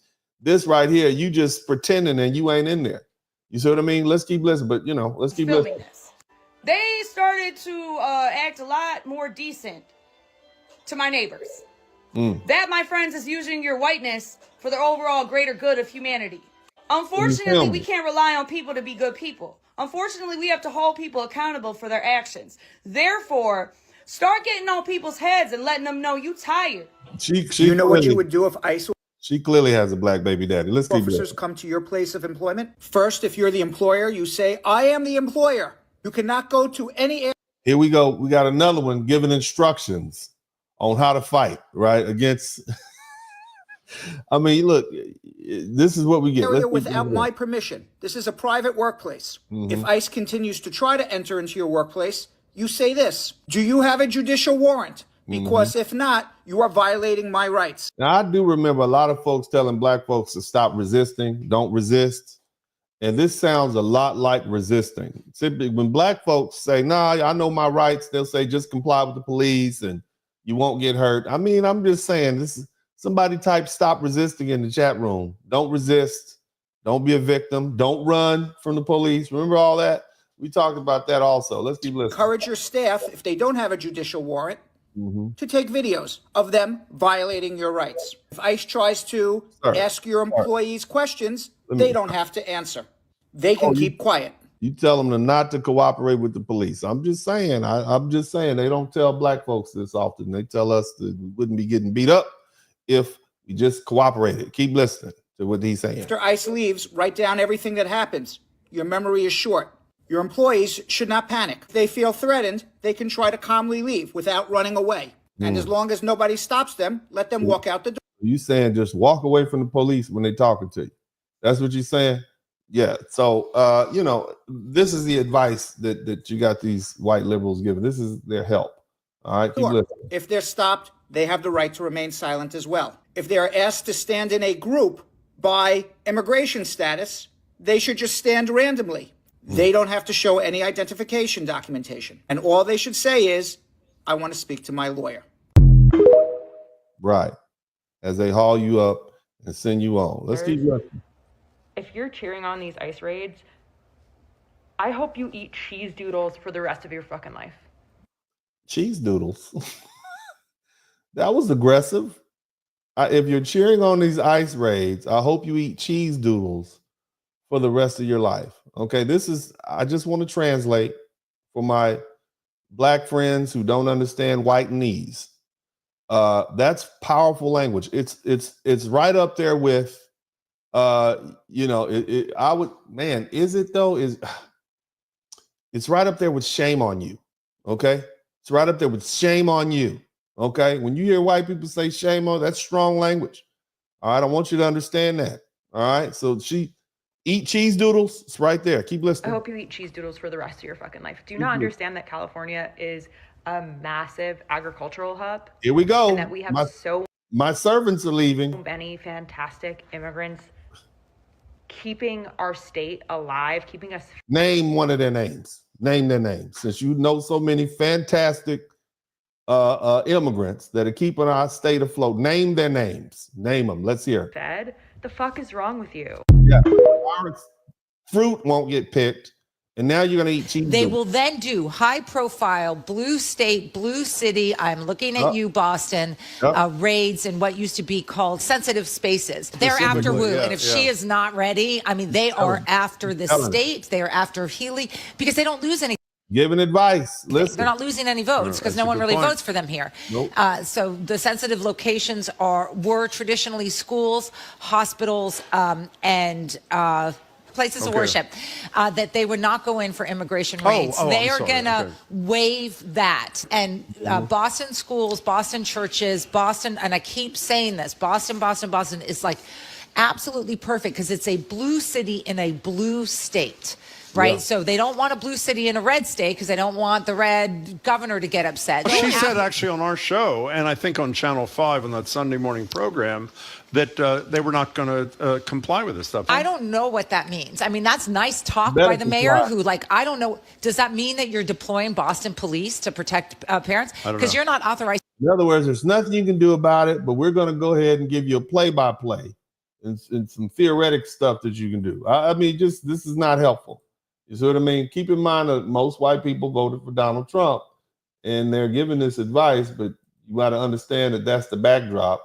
And many of them are concerned about the utility that immigrants provide, illegal immigrants, mind you, provide to this country by doing cheap labor that most Americans would not otherwise do. Keep that in mind. It's the number one button. It's that kind of talk that drives me nuts because, I mean, you know, I'm supportive of her position, but what does that tactically mean? You are going to have parents who are undocumented picking up their kids who may be undocumented and will be immigration enforcement actions outside of schools.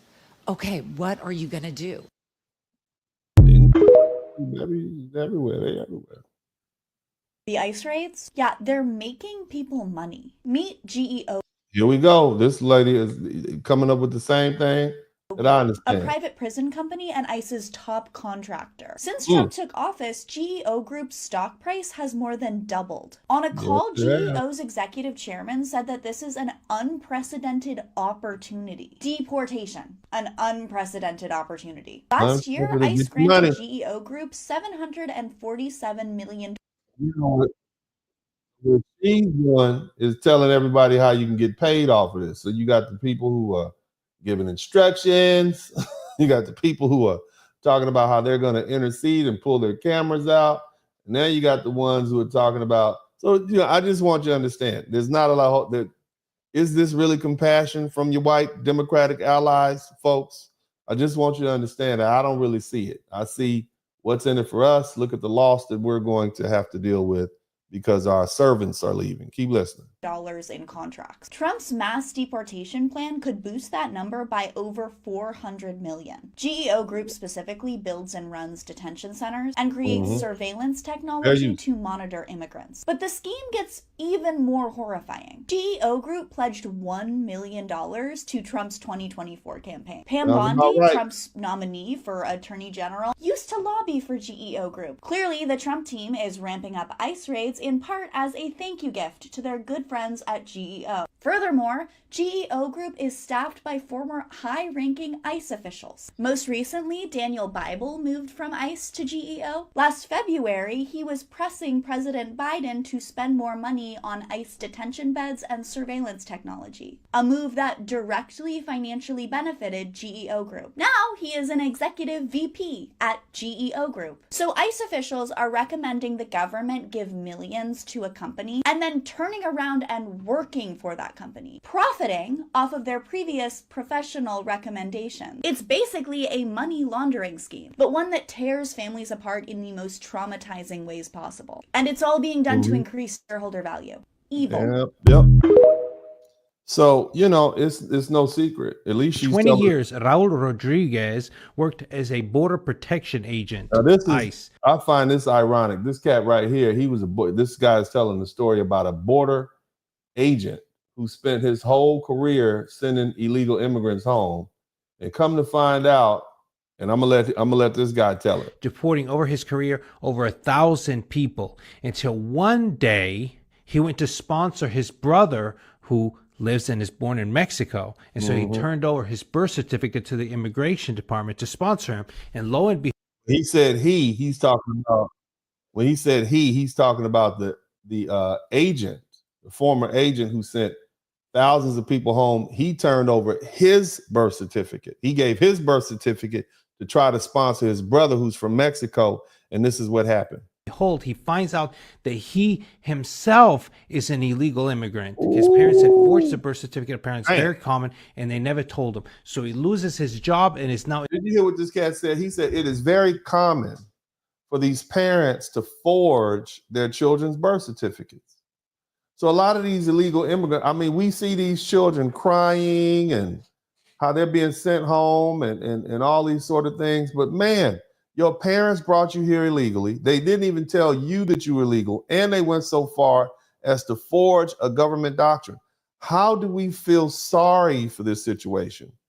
How do we as Americans, I mean, I'm just saying, you know, if you're crying and you're upset, you need to look at your parents. It's not our fault, okay? We have to follow the rules.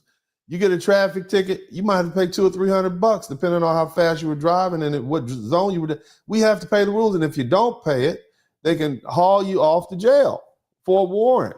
Traffic tickets, you get a boot on your car. We have to follow the rules too, no matter how much we don't like them. All right, and so why should other people be able to come to our country and not have to abide by the rules that we have to abide by as American citizens? You got to play by the rules. I mean, we've learned that because we know what happens to people who don't. But keep listening to this story, because the big picture is, you know, they say do unto others as you want them to do unto you. He thought the former immigration agent thought they were going to cut him a break because he had spent years sending people home. No, let's in the process of being deported himself. What's even crazier is this guy spent 4 years in the U.S. Navy. Nobody ever caught this before. The parents apparently forged the birth certificates so their kids can attend U.S. schools. I mean, the parents never told him. That's what's crazy. And if he had never gone to sponsor his brother, he may have never found out. The Border Protection Agency is not checking to make sure someone's birth certificate is real. I guess a lot of times they're just checking socials. You know, if you have a birth certificate, you can get a social. You see what I'm saying? So if you are undocumented or a lot of people think, a lot of Latinos think they're currying favor with the Democratic. This ain't the hook. Ain't nobody gonna hook you up, man. You're not gonna get hooked up. You still gonna go home. All right, let's keep listening to this lady. you're a lawful permanent resident and you are in court charged with a crime, you could get picked up by ICE now. Going home. Yes, I'm reading from an internal memo. I'm Gloria Cardenas, an immigration attorney. Here are the 5 categories of people that ICE can pick up at a courthouse. Individuals that have been ordered removed but have not left. Individuals that have been removed from the United States that have re-entered the United States without inspection. Gang members, specific aliens with criminal convictions. In other words, that's very broad and we don't know what it is until they start implementing this policy. People that pose a national security risk, people that are a public safety threat. Now, that. All right, so I don't know this lawyer and I don't practice immigration law, but I am familiar with the fact that they just enacted something called the Laken-Riley law. Have you guys heard of that? Laken-Riley. She was a young girl, young lady. And on February 22nd, almost a year ago, she was a nursing student in a university, at University of Georgia. Okay.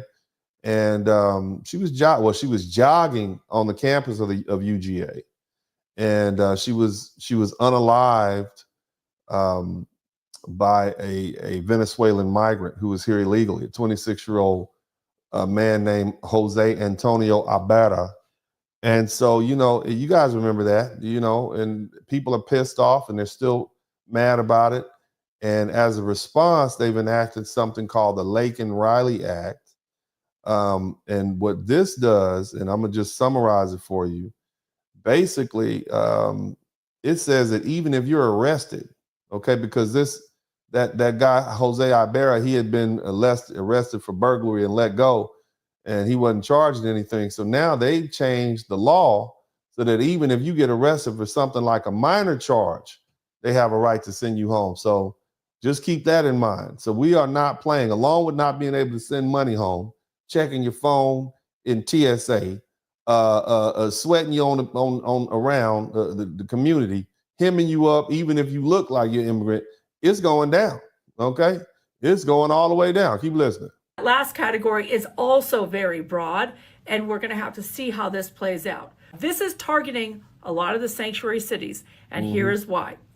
When somebody is arrested in the United States, ICE will, if they're undocumented or they're a lawful permanent resident and they have a serious criminal charge, ICE will put a detainer on the file. In other words, once the person posts bail or once a person finishes their sentence, ICE has 48 hours to go get the individual.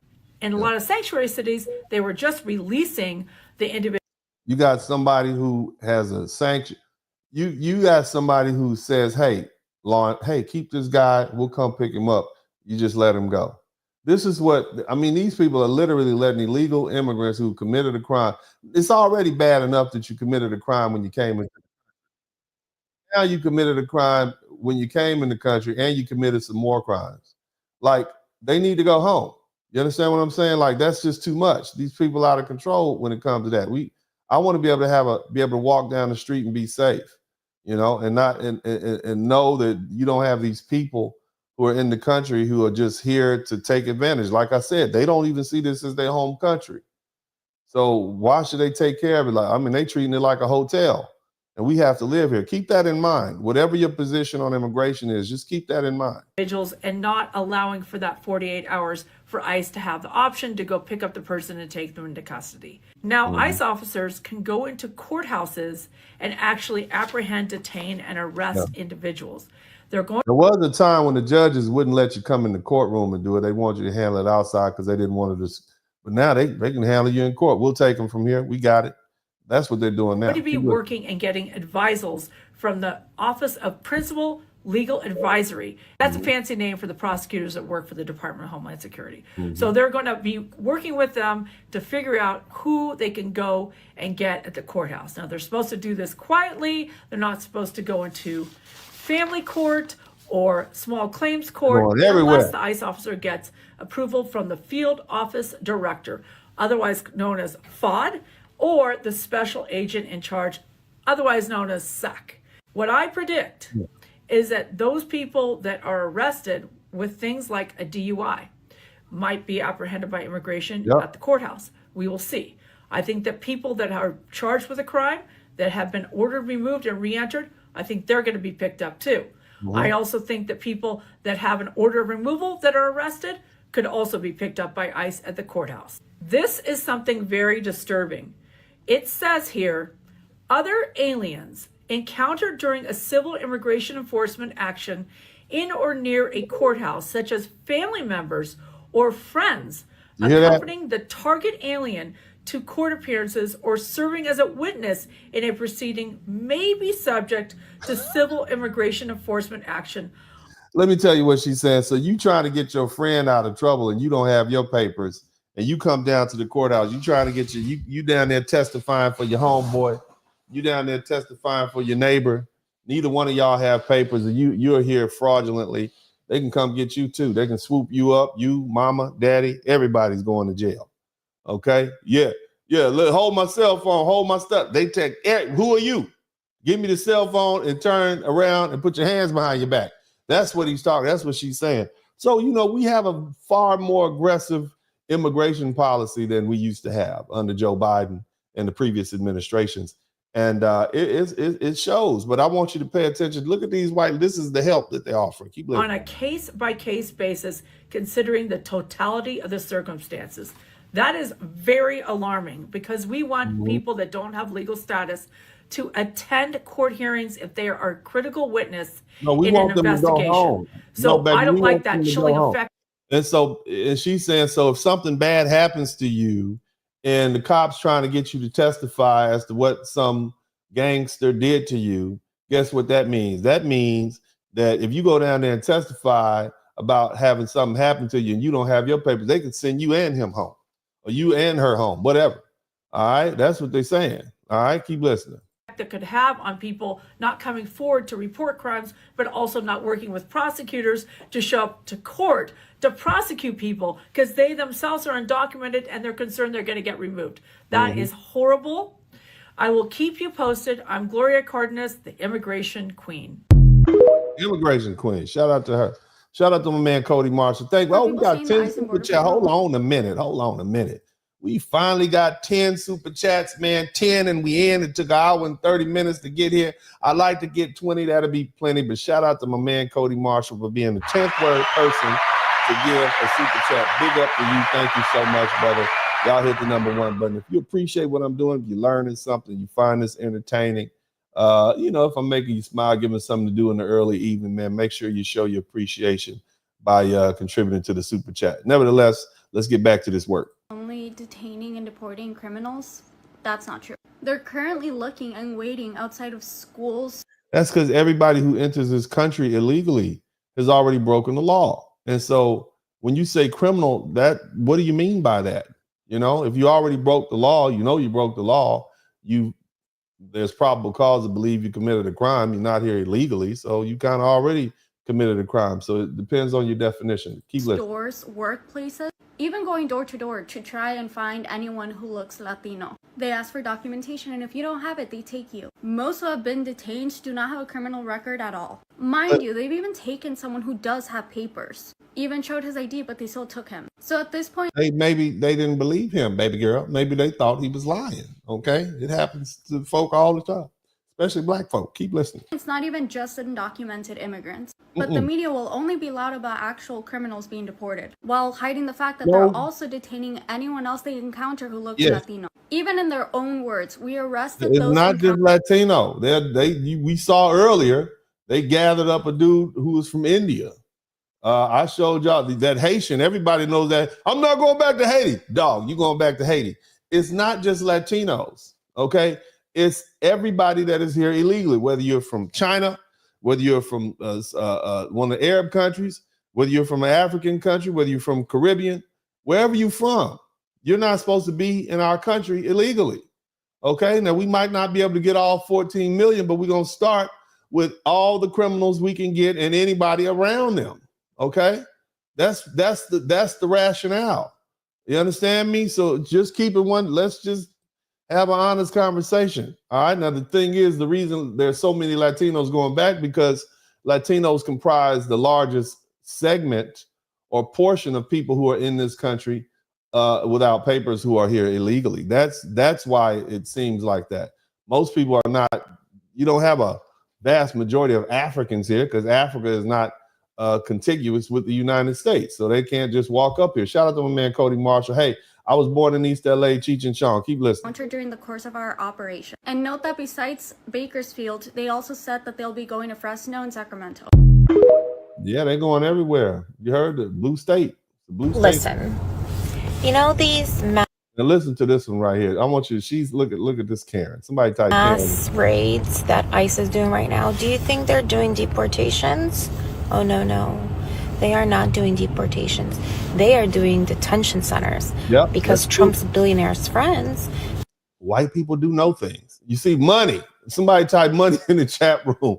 Look, money. Now just listen. Keep listening, man. They own private prisons. And all the people that ICE is currently detaining will go into those private prisons. And they're not going to be deported. They're going to stay there. Like I said, you can't deport all these people. You can't at 80. How many flights at 80 people a flight? How many different places? You don't have an endless number of military planes. So most of these folks are going to be, even of the ones they are able to round up, most of them are going to be detained. They can't be sent home as just it's feasibly impossible to do. Okay, keep listening. For years. And guess who's going to pay for that? You and me. Yeah. So and the American public will gladly pay for that because we don't want these illegal immigrants out. And you all know we'll gladly pay to keep them locked up. It's the same thing that happened in the 1990s when they began to lock up the so-called crackheads and drug dealers, and we had that mass incarceration. But see, here's the difference. Those people they were locking up in the 1980s and 1990s, well, really 1990s under the crime bill, those were American citizens. So there was actually a plight and a desire to actually get them out and reform. Do we really care if they lock up 1 million Venezuelan migrants that you never heard of, that you don't know? Who's going to say anything about it? Do y'all even care? They're not going to be sending you, they're not going to try to call you on their cell phone. You don't have to go put any money on their books. They're just going to be there working. They wanted to come up here and work. Okay, you're going to work. You're just going to work from within the penitentiary system. It's a perfect storm for the right-minded business person who doesn't really care about the ethical concerns. So keep listening.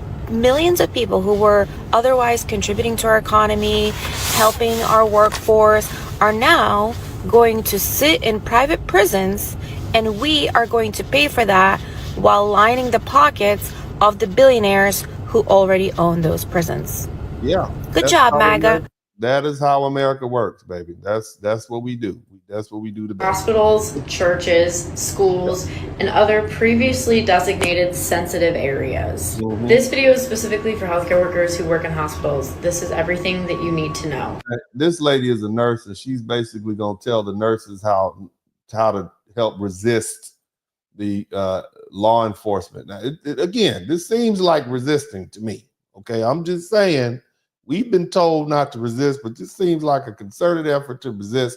Shout out to my man Cody Marshall. You called this out 2 months ago. I did. And I'm just saying. If you don't know what an ICE raid is, it is when a group of ICE agents show up at the hospital to interrogate either a patient, a staff member, or a family member of a patient. They almost never have proper documentation to do this. What is proper documentation? It is either a subpoena or a warrant or any other document that is signed by a judge, or it can be an administrative request from the Department of Homeland Security. If they say they have one, ask to see it. If they do not, sound to me, ma'am, it sounds to me like you're not cooperating with the police and you're setting a bad example. If this is the message you're putting out there, because this is what you tell black folks, just stop resisting, you won't get beat up. Stop resisting, you won't go to jail. Stop resisting. Sounds like resisting to me. That's what it sounds like. Keep listening. not have proper documentation, or if you feel that they are disrupting the unit, you can always ask them to leave. You do not have to tell them anything, even if they have proper documentation. You do not have to. If they have a warrant, you tell us we still don't have to cooperate. I don't know about that, man. Tell them anything. You can plead the fifth. You can ask for a lawyer. You can also just say, I don't know. Whether it's ICE or Border Patrol or any other type of law enforcement officer, you need to be asking for proper documentation and knowing what that looks like before giving them any information, because otherwise your license is on the line. Because even a name is considered protected health information under HIPAA. And as it stands today, HIPAA is still the law of the land. With that being said, if you see coworkers who are a little too gung-ho to give ICE information, protected health information, they are violating HIPAA, and you should report them to the State Board of Nursing. I want to reiterate though, you do not have to tell them anything. You do not have to tell them anything. And if they do not have proper documentation and they push you, or if they act against you, like what happened to that nurse that got arrested in Utah, you can sue. You can sue. Yes, that nurse that got arrested for not handing over a blood sample in Utah sued for $500,000. Please keep your oath front and center as we move through these next 4 years. Things are going to get worse. And unfortunately, areas that are filled with vulnerable people, like schools and hospitals, are going to be targeted by the worst kinds of human beings. Immigration status does not matter. Immigration status does not affect the health care that you provide. It does not affect how you respect their rights as human beings and as your patient in the hospital. If it does, you need to go work at a motherfucking coffee shop, babe. Your language. So the government breaks the law. Watch your language. Hold on a minute. I really don't think this is a Potty mouth controversial thing to say. You hear that? You watch that language. You watch that naughty language. Don't you come on this broadcast using those foul words here. Excuse you all. I apologize. She was a little upset. Becky got a little angry. Let's keep listening. Anyone out there who's concerned about government overreach or the inability of states to have authority within their own borders should be against federal agents doing illegal actions. The reason I'm saying this is because ICE officers were spotted today going door to door in East Boston. This is from CBS News. Please remember, I'm not a reporter. I'm just a person who cares about the people in my community and life. What I'm going to read to you next comes from Christina Rex at CBS News in Boston. Quote, Governor Maura Healey emphasized that Massachusetts officials are willing and ready to help when it comes to investigating, prosecuting, and holding accountable those who commit crimes in Massachusetts. Okay. However, that doesn't apply to undocumented immigrants who are not accused of any crimes.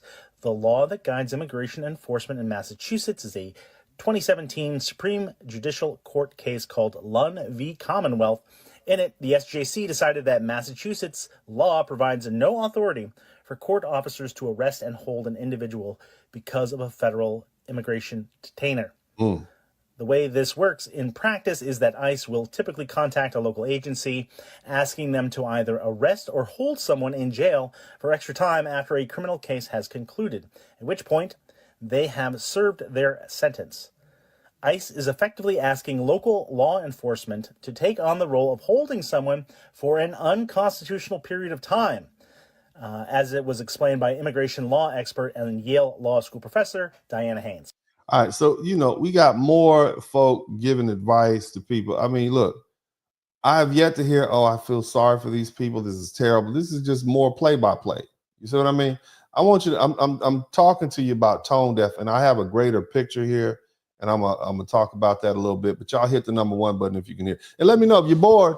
Let me know. We can speed this thing up, but I just wanted you to get all of this in there. I got a little bit more video, but I just find it interesting to get. So the reason this is important is because the Trump administration has basically set up a scenario where they're accusing blue cities or blue states of blocking officers performing their legal activities. That's not the case. Massachusetts is following all the laws. And the only real issue here is that it sounds like this particular administration would rather they not follow the law. I mean, would you want to be detained for an unconstitutional amount of time? Many people have argued to me that these raids are necessary, even if they are against the law. I would say they need to be careful because there's no reason why these illegal actions couldn't be applied to them if and when the head Yahtzee decides they're in his way. Everybody's everybody's a World War II. Everybody's a Yahtzee, as he said, and that's just not it. Most Americans voted for Trump knowing what we were going to get. We're all not bad people. We just want our country back and we want our borders enforced. Can't be mad at that. But I guess you can. All right, white women, circle up. Listen, ladies, ICE raids are coming. All right. They've even started already in some places, and no location is off limits this time around, not even schools or churches. So you know what that means, right? That's right. It's time for us to put our very best Karen skills to good work. Now, I don't want to hear none of y'all hopping into my mentions going, Kendall-y, I don't know how to Karen. Bitch, yes, you do. Yes, you do. We all do. Let's not pretend that skill doesn't come as a part of our default package straight out of the factory, all right? So here are your marching orders. If you see an ICE official, be that at your job, at your school, at your church, anywhere in your community, if you see an immigration official, you go full DEFCON Karen immediately. I'm talking pull out all of the stops, whatever you can do to distract that official and waste his time. I'm talking complaints. I'm talking demands to see his superior officer. I'm talking long rambling stories about people he's never met. Look at these white women out here telling on themselves. You just telling all your tactics. Now, how you gonna turn around and use this against us if you telling all your tactics? Huh? You can't do that. And situations that are fully unrelated, nothing is off the table. And if all of that fails, you pull out the white woman Hail Mary. That's right. I'm talking about white lady tears. You hear that? All these years, right? All this faking, tears. I mean, she's telling on herself. You understand what I mean? And for all you white men who are listening to my broadcast, I just want you to keep in mind that for centuries and decades, white women have been lying to you about what white men have done to them and what black men have done to them and what the dog did to them and the cat did to them and blah, blah, blah, this, that, and the other. And you all have been falling for these same tears, you see?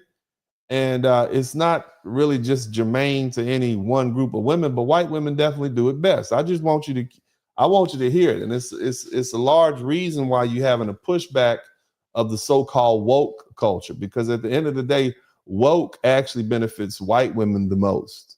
All right. They're the primary beneficiary of DEI. The primary beneficiary of affirmative action is white women.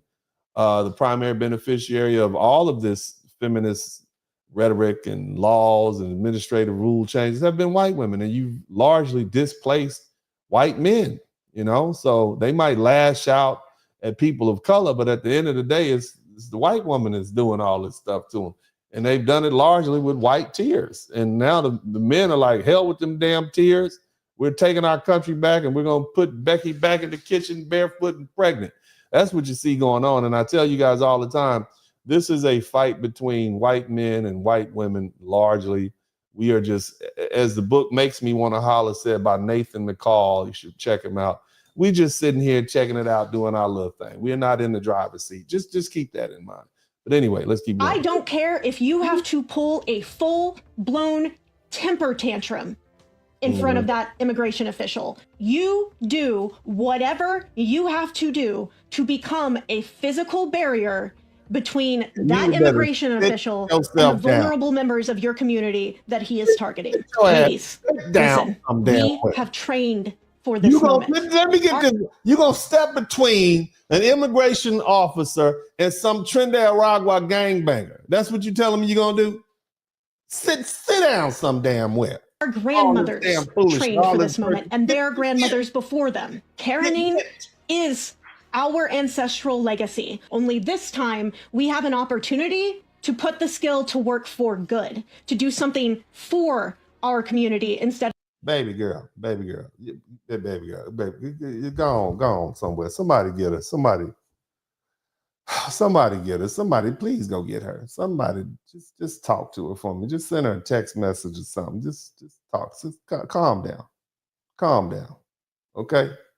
Calm down. Right? You gonna be out there fighting against the immigration officers. They got the FBI involved now, ATF. Is that what you're gonna do? What you gonna do? What you gonna do? Sit yourself down. All this doggone virtue. You're gonna be sitting right there on the couch with your cafe latte swirl, watching CNN and screaming at the TV, screaming at your cell phone. Just calm down. Somebody type calm down in the chat room. Against it. I believe in you, ladies. All right? I believe in you. You get out there and you wreck the absolute shit out of some immigration official's day. Good luck. That's the best. So I've heard film them and yell at them. Everything you need to know about ICE going into your public school. Can the president issue an executive order allowing ICE to detain students at public schools? Yes, but with limitations. The President of the United States can issue an executive order directing federal agencies like ICE to remove policies that designate public schools as sensitive locations. However, executive orders cannot override federal law, constitutional protections, or state and local policies.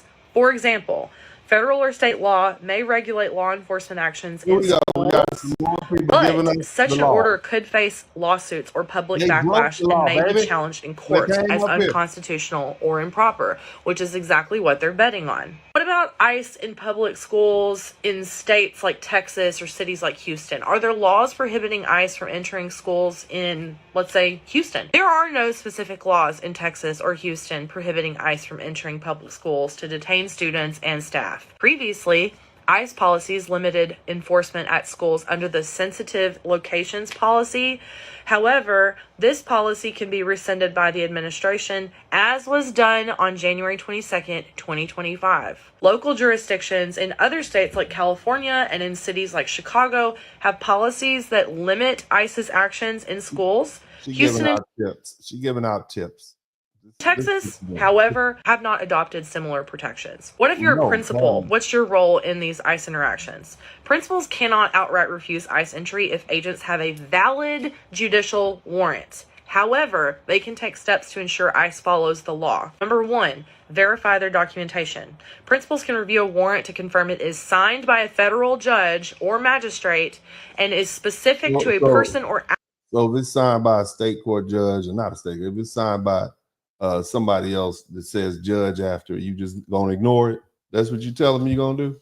That's what you're gonna do? That's what you telling folk to do? Action authorized on school grounds. Number 3, they can deny access without a warrant if ICE agents lack a valid judicial warrant. Principals can refuse entry. They can follow district policy. Many districts, including Houston ISD, advise staff to not assist ICE and... You hear this? Break the law. That's basically what I hear. Break the law. Break the law. Resist. What happened to follow the instructions of the police I just want, what happened to all that? Less legally required to do so, and they can contact legal counsel. Principals should notify the district's legal team before allowing ICE access. If ICE agents insist on entry without proper documentation, principals should avoid confrontation but document the interaction and inform the district immediately. They can give them permission if they want to. That's a takeaway I want you to remember. What about a teacher in this interaction? You're going to get all the teachers beat up. That's what you're going to do. Giving out this bad, that's what you're doing, okay?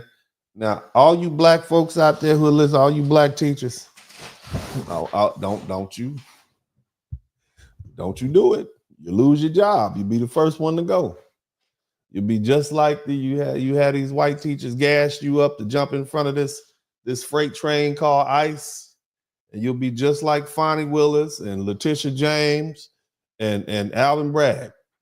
When the poop hit the fan, the white folks will be shaking hands and smiling at each other, just like old Joe Biden and Donald Trump, and you'll be left out there to hang. Don't be stupid. Don't do this. And for some of you white folks, you see what happened to those J6 people, and most of those people were white. Jail is free, is an equal opportunity location these days. All right. There was a time when white folk could kind of get away with stuff a little bit, but these days they're putting everybody in jail. You better calm down. You better calm down. They got a penitentiary for you with a cell in it with your name. Well, calm down. If ICE agents are already on campus, can teachers stop them from entering the class? Hell no. No, you cannot refuse entry to the classroom if ICE has a valid judicial warrant and has already had access to campus. I mean, you got this woman basically, and this is the advice that you hear these liberals giving, because this is all questionable advice at best, and it's going to get a lot of people hurt and get a lot of people in trouble and get a lot of people you're going to help destroy people's lives. This is not something you can stop. This is not how you stop the legal process. You know, this is not how it's done. This is reckless. And for these folk to be coming out here telling, and she who you think she's talking to? You see what I mean? Basically anybody who will listen. You're asking people to risk their lives and their livelihoods to go out there and get in the way of law enforcement doing what law enforcement is doing. Something that the American people willed.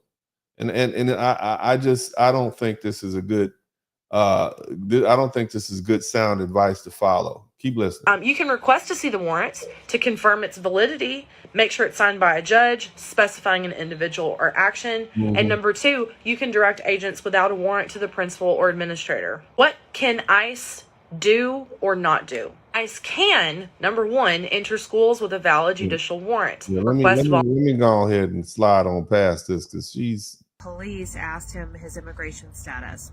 When he said he was undocumented, the police called ICE, who came and took him away, took him in for processing, and placed him in deportation proceedings. So there's a few things to note about this that I think can be useful for other people. The first is, if you're in this situation and there's someone in the car who is a U.S. citizen who knows how to drive, they should always be the driver, the undocumented. You think the police care if you sitting in the passenger seat or the driver's seat, baby? They're going to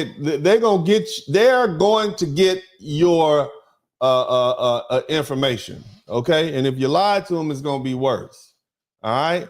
It's nothing folk can do about it except go home or get their paperwork straight. I mean, it's too late. This is a conversation. They should have been dealing with this 20 years ago. Let's keep listening.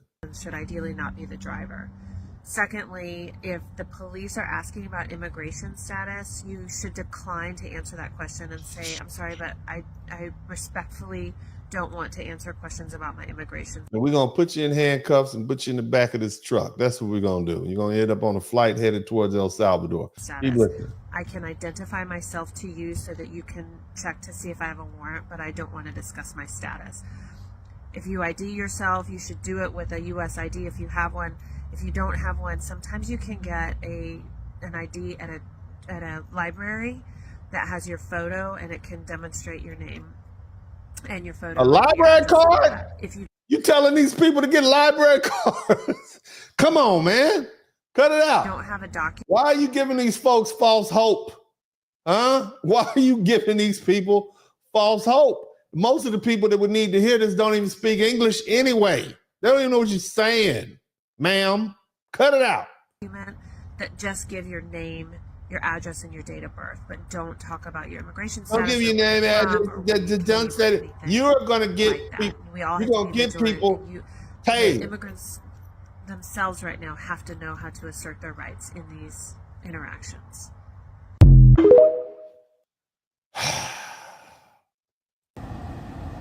I'm angry. I hate that I keep getting on here because I'm angry. I'm new to the Boston area, and I just had to stop into the grocery store because I needed some hot tea because it's cold as shit out here for work today. And I've noticed since being in the Boston area that a lot of the stockers and the cashiers are Hispanic. Yeah. As you guys have probably heard, Boston is an area where they're doing ICE raids now. Yeah, they are. And I asked a white male worker where the honey was. Oh, let's just blame the white male, I was like, right? wow, sorry, I didn't mean to offend you. I'm not saying that white males need any defense. I'm not saying that y'all can do well for yourself, but I notice white women oftentimes target white men when they want to pick on something. That you just, did this even really happen? I'm just saying, did you just want to get on the internet? You just wanted to get on TikTok and get a little attention? Is that what's going on, ma'am? I'm new to the area. I just moved to Boston. I'm not even from here. And I was up early in the morning and I went to drink my coffee and then I went to the store to get that. And I'm just telling you my life story. And then there was this horrible white male. Oh my God. I know he's my son, but still he's a white male. And I just had to tell him about himself because he was so rude. And Latinos, you know, this little short brown people, they are so mannerable. They're much better than these white males. Ew.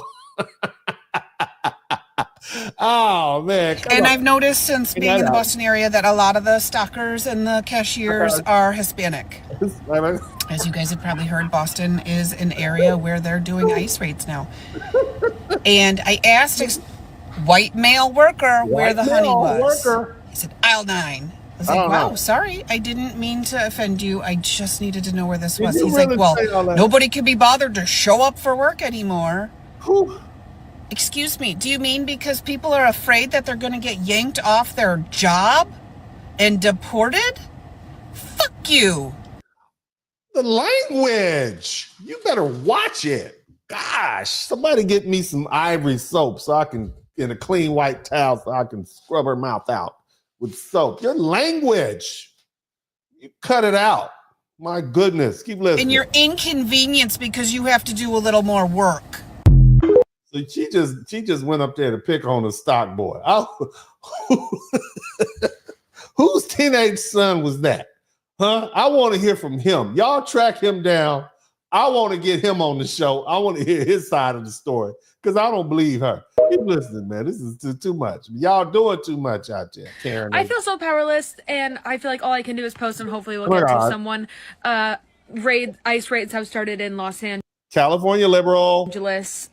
Do your research about. Notice how the California liberals and the Boston liberals, they have the same mannerism, slightly different accent. Oh my God, let's keep listening. I just found out about it. It was posted like an hour ago. So like, even if this gets to one person, like just watch out for yourself and your loved ones. There are many websites that you can go to that have information. Yeah. Remember to look up about your rights. I know that it's like harder to find now that the fucking U.S. Constitution can't even be found. Language. TikTok like doesn't let me change the link, which it is still a GoFundMe for a family that needs help from the fires, but I can't figure out how to add more than one link. It always is just like try again later, service issue. So but I try to repost as much as I can. Look, but it's also like the TikTok search. What are you talking about? I heard that they're gonna be there for the next like 7 days. I don't know. I haven't done enough research to like know like where that came from or how accurate that is. I can't do it no more. I'm just trying to post about it as soon as possible. Like spread the word. I don't know. I like literally don't know how to express how sorry I am for people because like even if you're not directly affected, like I can't imagine like the mental and emotional turmoil that this is having for it's just like it's so insane. So please let me know if there is a better way. You're not a victim for me to be like getting the word out there again. Like I can't. Anyway, yeah, quiet. I can't take no more of that. Look, man. Trump announced these massive deportation raids, right? And what I noticed is a lot of the responses from these. First of all, I mean, my man says it all. This guy right here. This is the first thing I know. All of them? We gotta let them all go? Yeah. Man, who's gonna pick all my cotton and who's gonna pick all my food? Yeah. He's gonna get all of them? Yeah. He's gonna round them all up.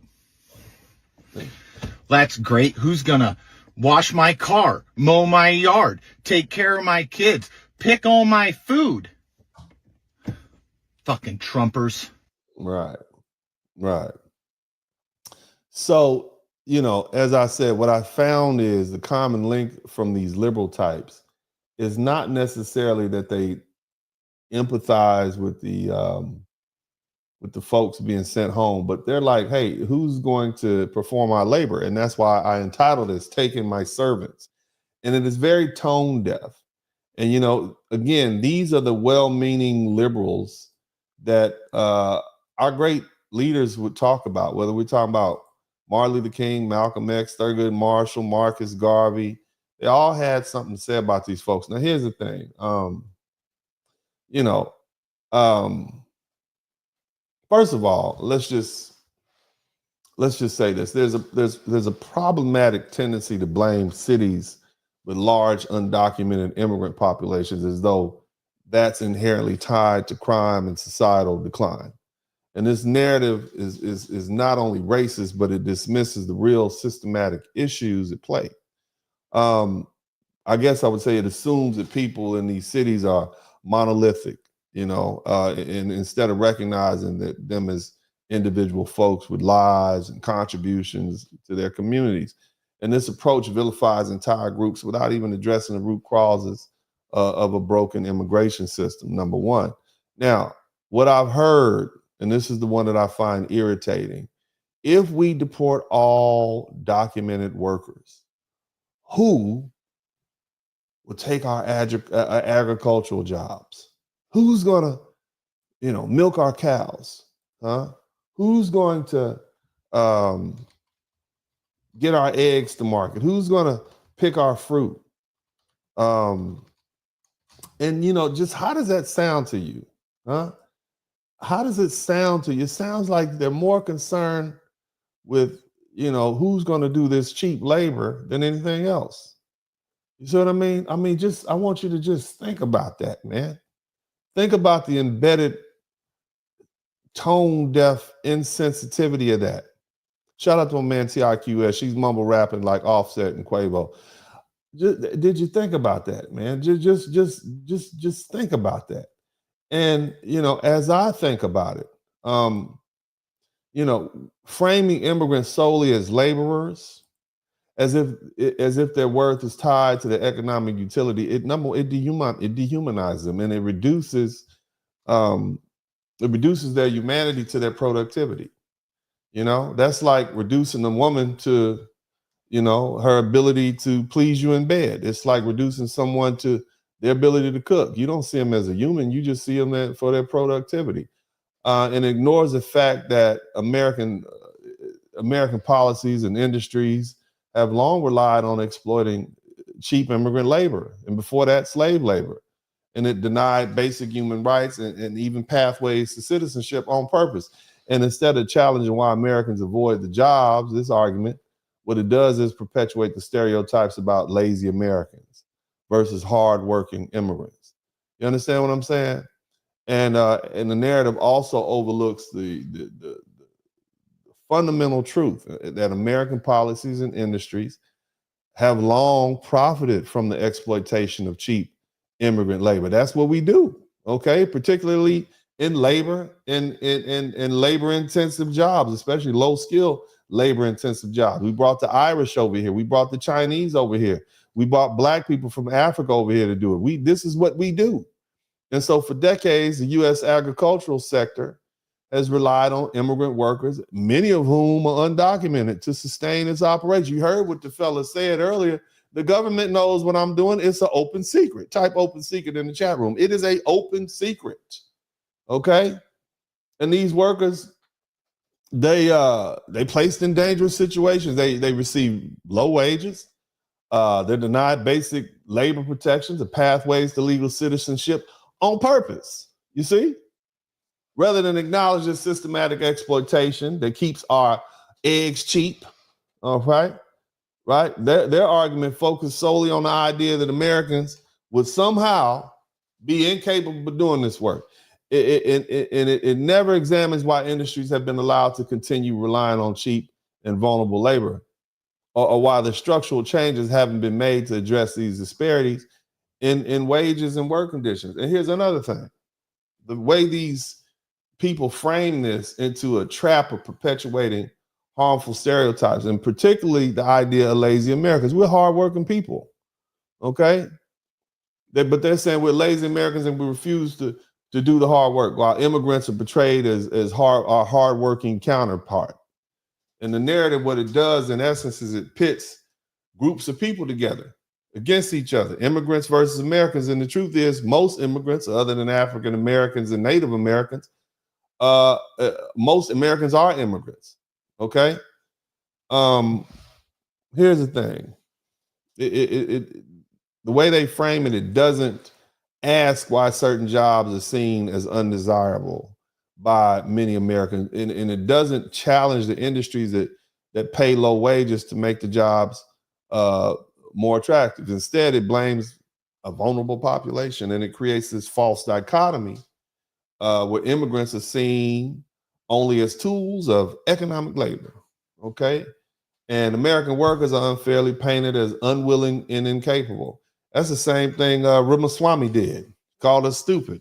That's why they got rid of him. And but nevertheless, this perspective, it fails to address the broader issues within the immigration system. Rather than considering immigrants' rights to citizenship or legal protection, it treats them as disposable workers whose worth only matters when their contribution to when they're contributing to the economy. And in doing that, it misses the point that immigration reform should be about, or should at least incorporate some human dignity into it, along with the justice, not just filling jobs. And so this is what these white folks are doing when they reduce you down to just your labor, and they don't even see it. You see, in reality, the question is about it's not about whether immigrants are will continue to work in agriculture. It's not what it's about, or if who's going to do it if they get deported. It's about why the agricultural industry continues to exploit this vulnerable workforce without providing fair wages and safe conditions or pathways to citizenship. And the reason is because we want cheap eggs, man. Don't we? Huh? we want cheap milk, don't we? Tell the truth. Huh? Don't we? We don't want to pay a whole lot of money for these things, do we? Huh? So at the end of the day, we are complicit in what's going on because this is what we want. I'm not trying to pay $12 for a dozen eggs. I know you're not either. So what they're doing helps perpetuate the system, but nobody wants to speak about it in an honest way, do we? But see, now that it's become a problem, and we don't like, they just open up too many. You have Americans who are typically nationalist minded saying, no, this is too much, you see? And that's that situation. So that's that particular argument that I find quite annoying. Now, you got white people telling other white people they need to use their white privilege. I thought white privilege didn't exist. Didn't y'all just say white privilege didn't exist? I know I've watched Fox News enough, and they said there's no white privilege, right? And now you got this Karen out of here telling us that y'all need to make up y'all mind. I'm just say that right now. On behalf of all the black folks, I'm gonna need y'all to make up y'all mind. You stop switching sides on us. But nevertheless, it's good that they're acknowledging that the privilege is important. But them reducing it to solidarity is performative. Okay, acts like filming ICE, it just misses the mark. It risks turning real trauma into a spectacle. What are you gonna do after you film it? Post it on TikTok? Instead of dismantling this oppressive system in place, filming ICE, it doesn't address the root causes of mass deportation. It centers white saviorism, right? You might as well have Tarzan come in and save all the dark people. It centers white female saviorism also, because of course, as I said, they want to transplant white males. That's the problem that they have. Rather than empowering those who are affected to lead their resistance themselves. So, and again, I'm glad they acknowledge that the privilege is there. Okay, but what you're doing is you're giving people something to watch for a few minutes, and then they move on from that without actually confronting the deeper issues at hand. And when white people are encouraged to use their privilege to film ICE, there's a risk that the focus shifts away from the people who are actually being targeted by ICE, the immigrants and their families and their communities. So it centers white people as the ones who are doing something. And I'm talking specifically these white women, okay? Because there was a famous comedian, I forget his name, he's from Boston, Bill Burr. He said white people somehow have stepped over the fence of oppression and put themselves in the front line. And I was like, that was Mark Twain-esque, the way in which he pitched that. And I thought that was pretty dope. But yeah, that's what they're doing. They're centering themselves. Next thing you know, you're going to have white women suing ICE for police brutality, and they might win because they, but again, it centers white women specifically as the ones who are doing something like capturing footage. But it doesn't empower the people who are directly affected by deportation policies, and it's not helping them at all, okay? Right? It puts the spotlight on white women as saviors rather than giving the power back to those who are most vulnerable in the fight. Filming ICE doesn't challenge or disrupt the root causes of mass deportation. It doesn't ask why ICE is allowed to carry out raids in the first place, why immigration system is broken, or why certain communities are targeted over others. Again, I've yet to see a Ukrainian community invaded. I've yet to see them sent home. I'm just pointing it out. I'm just saying. I know we don't like to talk about racism. This is apropos, but it's the truth, okay? So we know there's a racial element to this. You were sending home little white girls back to Ukraine, you'd have an outright. A little white girl start crying on TV. No. And so again, the focus becomes more about the act of filming itself rather than addressing the systematic issues that allow ICE to operate with so much unchecked power. Okay, and additionally, this kind of allyship it often becomes performative. It feels good for those involved because, they're doing something that looks active or helpful, right? But the work of solidarity goes much deeper than that. True allyship is not about using your privilege to look like you're doing something. It's about listening to the people who are actually impacted and learning from them and supporting them in their own leadership and activism. It's about standing alongside immigrant communities and amplifying their voices rather than positioning yourself as a person capturing their struggles for public consumption. Are you on National Geographic? Is that what we doing? It's like you going out on that. I'm going to capture. Run, little lamb, run. The lion's coming. I mean, you encouraging white people to use their privilege just to film ICE operations. It might feel like a step in the right direction, but ultimately it misses the point. We need to move beyond surface level actions and focus on real meaningful change. Look, at the end of the day, I and many Americans are happy that these folks who are here illegally, especially the ones who committed crime, are being sent home. I'm not doing it. And the only time I'm gonna get involved in stopping somebody from going home is if they come to my office and give me a retainer. And I don't even practice immigration law. So it's gonna have to be substantial for me to even want to get involved. Okay? Now you got some other people saying farmers can't support ICE raids because they rely on immigrant labor. You hear that? You heard that part?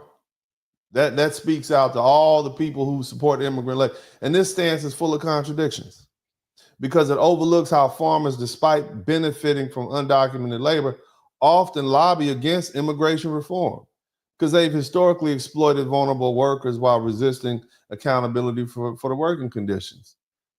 Okay? Because they know that they need to keep their prices low so they can keep making a profit. And the other thing is talking about the immigration detention centers and how they're a money-making scheme. Yes, it's true. Yes, it's true. Private prisons profit from mass detention, but they wouldn't be able to profit if these people didn't come up here, would they? So what's wrong with turning lemons into lemonade? I know it's distasteful. I know we can't ignore how these systems perpetuate racial capitalism and xenophobia, but damn, if they didn't come up here, we wouldn't be able to put them in prison, would we? We wouldn't be able to detain them, huh? I mean, it's not about just about financial greed. It's about the system is designed to profit. It's designed to profit from suffering, just like hospitals, just like pain medication. And it just reinforces the deeply rooted social inequalities. Now, here's the thing. Great thing about the USA. Shout out to everybody in here, man. I love my country. I hope you do too. I hope you really, truly appreciate how valuable it is, how great of a value it is for you and your legacy to be in this country at this time. But at the end of the day, thank God we live in a country where you can overcome these social inequalities. There are pathways to success in this country, and there are other countries don't have that. It's going to be inequality everywhere. You can't escape it. You can go to the moon. It's going to be inequality. Inequality is everywhere. But here in this country, you're presented with opportunities to move up and try to mitigate some of those inequalities that you have to deal with. Now, what do you say to immigrants being detained outside of schools or courthouses? You know, targeting places like schools and courthouses. Look, we know what the purpose is. It breeds fear. It makes the immigrants distrust the system.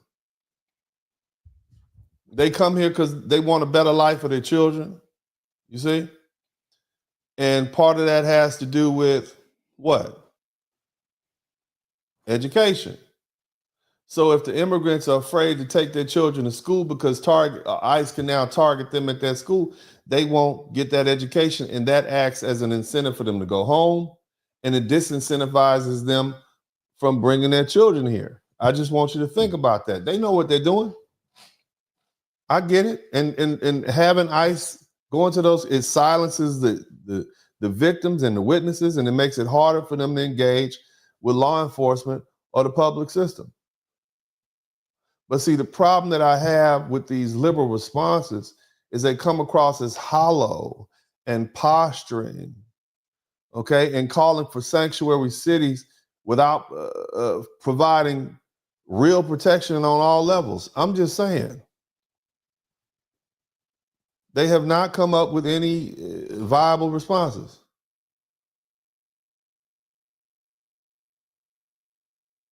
I mean, look, we can critique the suffering, and that's valid. But nothing's going to change. It's not really just even about one party or another. It's about their overall system and how it operates. And it's been like that. But the problem I think I have, and I think the problem that many of us have with the liberal party or the liberal wing of the Democratic Party is they often express this moral superiority. It's too often white liberals, and they frame themselves as saviors without confronting their complicity in the systems of oppression. Most white people voted for Donald Trump. These same women are sitting here complaining about ICE, might have relatives in law enforcement, may have relatives in their family who voted for Donald Trump, who voted for the Republican Party, who hold conservative values. I tell y'all now, I voted for Donald Trump the last 2 elections because it is in my best interest to do so at this time in my life. And some of you did. It's not because I necessarily wanted to see immigrants go. I was going to vote for them anyway. Hell, I would have voted for Kamala Harris if she was a Republican at this point, because it's in my financial interest to do so. I want low taxes. I want safe borders. I want less government, generally speaking. And at this point, I don't want all these crazy wars going on. So I'm probably going to keep voting Republican until the Republican Party does something stupid and then forces me to go find another option. But yeah, it's the moral superiority. It's the, it's like they're always trying to win the oppression Olympics, yet they benefit from the cheap goods made possible by these same undocumented laborers that they say are being treated unfairly. The other thing is they focus more, there's an economic focus more so over the humanity. Many of the arguments, if you listen to these white liberals, man, and and I'm not knocking white liberals, I'm just saying, because it's not just white liberals, but there's so many of them, and they seem to be blind to what they're saying. I felt, let's explain, let's stick a pin in this. Many of these arguments simply reduce immigrants to their economic contributions, and it ignores their inherent dignity and the rights of all human beings. These people are not just working machines. They have feelings. They don't necessarily want to be on these roofs in the middle of the day in the summer doing roofing work. They don't necessarily want to do that. They don't necessarily want to be bent over all day picking fruit and doing that labor. They're doing it because they need the money. They're doing it because they want a better future for their children. So let's not disregard their humanity and pretend to ourselves they like doing it.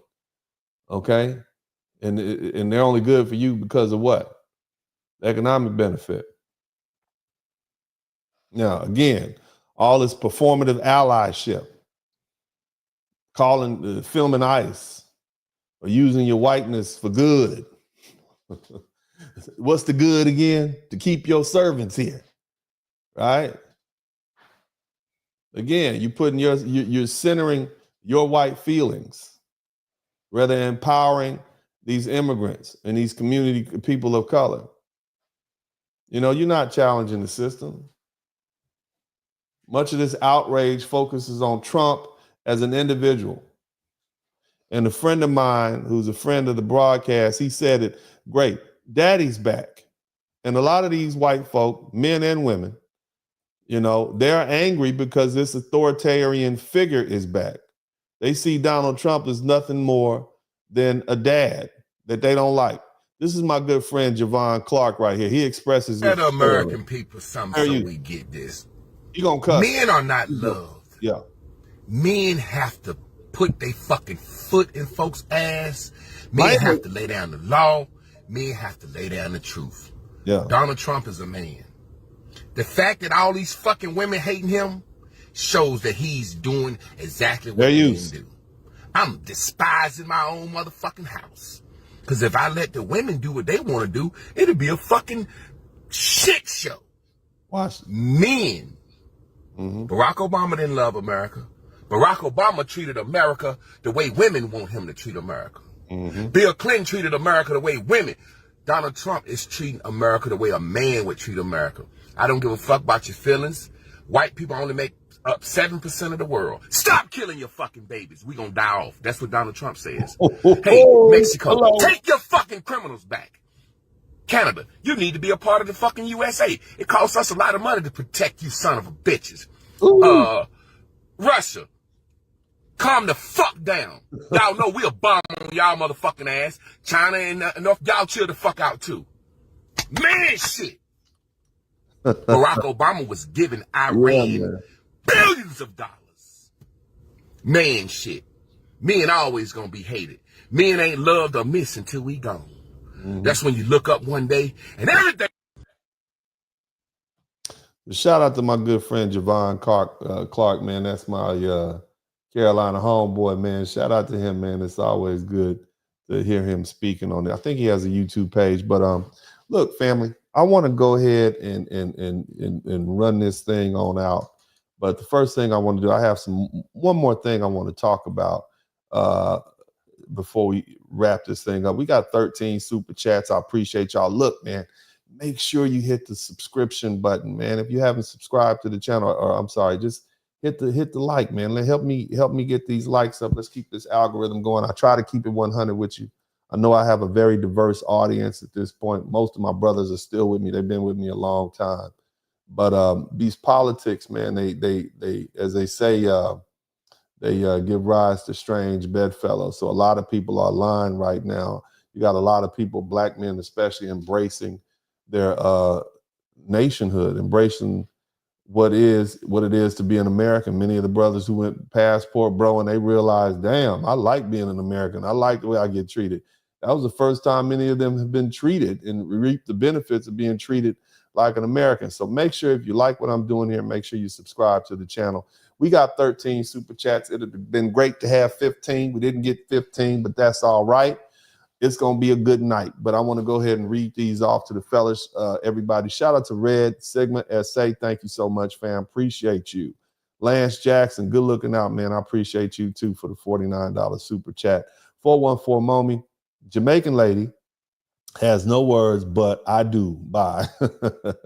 Who else we got? B. Tisdale, Bukele, don't play. Yeah, man, you don't want to go to El Salvador. I know they do not want to go to El Salvador. Wrench Turner, my man, said, I just purchased Gas Saver from the repo auction on Friday that belonged to a modern woman, still had a wig and a backpack in it. Hashtag true story. Shout out to you, fam. Chief Rocker, knowing how the system is, their labor will be replaced with prison labor. In part, yeah, but not always. You can't do it. It'll just be some new immigrants up here. They're not going to send them all home. My member, THPP Network, thank you so much. Member for 10 months. Johnny Harris, they started unions to exclude black men. They did do that. That is very true. Shout out to THPP Network. Thank you so much. We got an excellent subject. Thank you, man. I appreciate you. Cody Marshall came through heavy. We still only got 13 super chats, man. It'd like to get 20. That'd be plenty. But we didn't make it, but we still gonna take it. Thank you so much. She said, ice cold, baby, salute Uncle D. Hey, I was born in East LA, Cheech and Chong, Cody Marshall. And also TIQSC mumble rapping like Offset and Quavo. Look, fam. Look, there's a storm. All right, we have to weather this storm. Let's talk about, oh my God, I forgot to get my Cash App people in. Big shout out to Rihanna Ray. Thank you so much, Rihanna Ray. I appreciate you for the Cash App. Who else we got in here? We got to get, let me see who else we got. Let me see. I got some more people in here, fam. All righty. Yeah, Rihanna Ray. That's my only Cash App, but that's all right. Shout out to Rihanna Ray. Shout out to everybody in here. But like I was saying, look, the current narrative is as follows. Did you guys enjoy the broadcast? If you enjoyed the broadcast, let me know you enjoyed the broadcast by hitting the #1 button. If you thought it was lively, it was interesting, you like this play-by-play, you like me yelling at you through the screen, man, hit the number 1 button. I appreciate that. And make sure you haven't subscribed. Hit the like button at least, man. Let's get these likes up.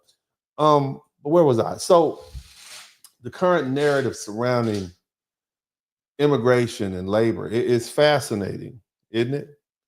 Oh, that's Rihanna. Oh, Reed Pink, thank you, sweetheart. I appreciate you. Thank you so much. I appreciate you. Y'all check in too. Let me know where y'all checking in from. Where all my people at? Chicago, Detroit. Who else we got? Georgia, Florida, all my people, man. Texas, everybody check in. Let me know where you're checking in from. But again, I just find this fascinating, you know, and not necessarily in a good way, right? How history continues to repeat itself. When I listen to these white liberals, these so-called allies, okay? And I want you to understand something. I was raised in Los Angeles, California, and also 3rd Ward, Houston, Texas. I was raised in Los Angeles, California, but by a Mississippi family that had moved out to California. All right? Like I said, I can trace my roots all the way back to the 1600s, literally. I mean, I've been working on it for some time now. And when I say 1600s, I mean, I think 1661 was the oldest relative, and I'm still looking. So I have deep roots in this country. So I'm embedded in this country. I have the same values that most normal Americans have. I have some conservative values. I believe in certain things that people would say is a little liberal, and I believe in things that people would say is conservative. But the bottom line is, man, I'm pretty middle of the road, pretty common sense when it comes to it. And what I've noticed is I prefer dealing with Southerners, especially people who have conservative principles, because, you know, they're honest, you know. It's almost like these Democrats speak with 2 tongues, you see. They so-called allies, you know. And I can't help but notice their concerns aren't about the humanity or rights of immigrant communities. No, their concerns are far more self-centered. They're worried about who's going to pick their fruit, who's going to clean their houses, and who's going to watch their kids. It's not about people being sent home and torn away from their lives here. It's about their inconvenience. It's about them. And I want you to think about that for a second. These are the same liberals who claim to champion diversity and equality and essentially mourning the loss of their cheap labor force. They're not talking about families being torn apart or children losing parents to deportation. No. What they're really saying is, who's going to be my servant? Now, doesn't that sound eerily familiar to you Black Americans? Because it reminds me of the South after the Civil War, when slavery was abolished and the Southern plantation owners were lamenting, they weren't lamenting the moral failure of the institution, they were lamenting the loss of their unpaid labor force. And here we go again. But it's a modern day, it's a modern day plantation politics disguised as progressive outrage. And they cry about crops rotting in the fields or businesses struggling to find workers, but they don't cry for people displaced by these policies, do they? And here's the kicker. The Democrats who claim to be champions of the marginalized are some of the biggest culprits. I've heard them say it's outright, who's going to pick the vegetables? That's their mindset. That's their mindset, brothers and sisters and everybody. Who's going to pick our vegetables?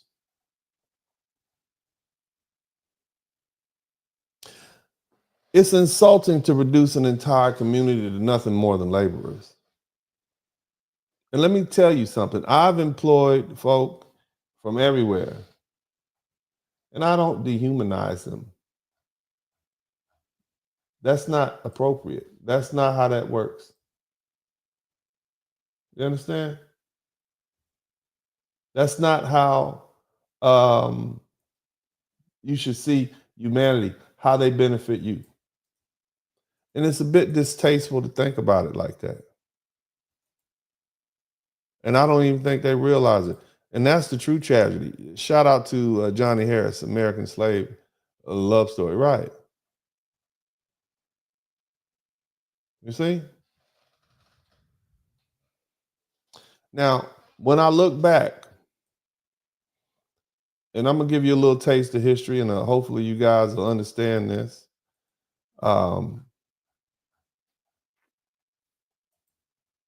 We want to try to connect some dots. It's funny how our Black Panther thinker types, those Black power and thinkers like Stokely Carmichael and Charles Hamilton, they warned us decades ago the risk of building coalitions with white allies, specifically the Democratic Party, right? And they predicted that these coalitions would end up weakening Black political power instead of strengthening it. And fast forward, here we are, and they called it. Then you've got the brilliance of someone like Derek Bell, who told us flat out racism isn't going anywhere. That's the same thing I told y'all earlier. It's permanent. You are not going to move people away from their strongly held beliefs, period. And that's okay. You can be as bigoted and racist as you want to. Okay, you don't have to like me. I don't have to like to you. We have a job to get done. We got to sit in this foxhole together and point our rifles downrange because we have an enemy who wants to invade our country, or we have a war that we have to fight overseas. We don't have to like each other to do that. We have to stock this shelf together. And we got to get this done before our supervisor comes back. You don't have to like me. We have a job to do. But what I need you to, so when I say that, and that's okay. And I think a mature step for Americans, all Americans, Black, white, Hispanic, Asian, whatever, we just have to accept the fact that some people are not going to like us and they can pick a reason, whether it be racism, bigotry, my religion, etc. It is what it is. It's permanent. Now, the thing about racism is it moves in cycles. There's progress, there's backlash, and then we repeat. Sound familiar? Look at what we're seeing right now. For years, we watched Black and white liberals alike climb the social ladder and collect their awards and these cushy jobs and these accolades, and all the while dismissing or ignoring these very truths. And they acted like progress was a one-way street. But we know better. There was a time when universities and organizations were begging for Black women to come to the podium, not to uplift the community as a whole, but to criticize Black men and Black empowerment. That was the trend. And now some of those same folks are clapping the Kimberly Crenshaw, right? Right? They were those folk, right? They're happy she's finally waking up to the realities of racism. But let's be real. Where was this energy when it came to the Black male victims of police violence? Where was the solidarity when some of these other atrocities have happened? Huh? Let's connect to something deeper. Remember what we learned from literature? When a group wants to destroy a population, first they target and always target the men and the boys. Why? Because they're seen as the protectors and the providers. They're the backbone of the community. We've seen this play out not just locally, but also globally. Look at the pattern of targeting Black men. That was ignored and downplayed. They told us to work harder, stop resisting, study harder, pull yourselves up by your bootstrap. Remember that? And when you had a lot of Black male scholars and male studies groups, they were saying, hey, you know, they tried to downplay that. And in truth, it was a lot of anti-male, or I would say misandric aggression. And that's what we're dealing with. And they expect us to just sit back and act like we don't see it. Here's the irony. all this backlash we're seeing now with these mass deportations, revoking DEI programs, and cutting initiatives that even hint at leveling the playing field for Black folks and other minority groups or whatever. It's similar. It reminds me of a modern day Red Summer of the 1920s. Back then, you had white mobs, mostly men, destroyed prosperous Black towns like Tulsa, Rosewood, for no reason other than jealousy and fear of progress. And now they're doing it with policies instead of pitchforks. But the intent is the same. It's to cripple any avenue of advancement for people that are non-white. That's what you're seeing happen to these immigrants, putting them in their place. Again, as I said, racism moves in cycles, and this is what's happening. Okay? Now, again, I'm going to tell y'all this. The primary beneficiary of affirmative action has always and always will be white women. So the idea that they're trying to revoke these DEI policies, the emotional attachment is that it's putting these brown people in place, putting these Black people in their place, but in reality, it's going to affect white women. And we have to call it like it is. That is just how delusional racism is. Now, you're entitled to hold on to your racist beliefs. At some point, you're going to realize you're stupid. But if not, oh well. Okay? But they act like these programs, they act like regarding these programs, the Black folks are the problem. While the backlash might, it's going to sting, when they realize. Most Black men have been living outside of the system for the past 50 years. We don't go to church. We don't go to university like that. We don't. We don't necessarily participate in the political system to a large degree. So how are you going to take something from us that we don't have? We have to learn, and we have learned to navigate around the system, marriage, church, politics, and even mainstream economics, just to survive. So this storm that's coming, we weathered worse. And what we did tonight was begin to break down what we saw and what we're seeing. It's a warning from the elders. The evidence is right here in front of us. So, buckle up, because it isn't just a history lesson. It's about understanding the game and playing so we can stop being pawns and start playing to win. This is Dennis Sperling. I appreciate you all. Thank you all so much for your contributions. I truly appreciate you all. I hope you all appreciate this lesson. I try to be fair. I try to be understanding. I try to give you some knowledge. I try to give you some for all people to truly understand from a perspective that's open and honest. I don't really have anything to hold back from. You understand? I like doing what I'm doing. But either way, man, big shout out to everybody who contributed to the Super Chat, the Cash App, and the PayPal. Big shout out to everybody who came through tonight. I thank you all. I appreciate you all. And as I always say at this time, this is Uncle D, and I am Big Easy. Big shout out, man. We got 15 Super Chat. Y'all can take care of me in the comment section. If you like what I said, y'all can hit me up in the comments. We got 15 Super Chats. We did great. That's great. Thank you so much.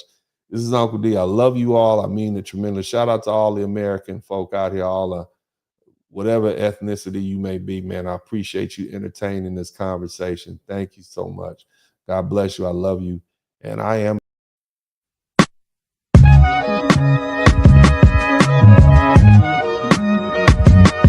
Dennis Sperling Podcast. Hit the like button, subscribe.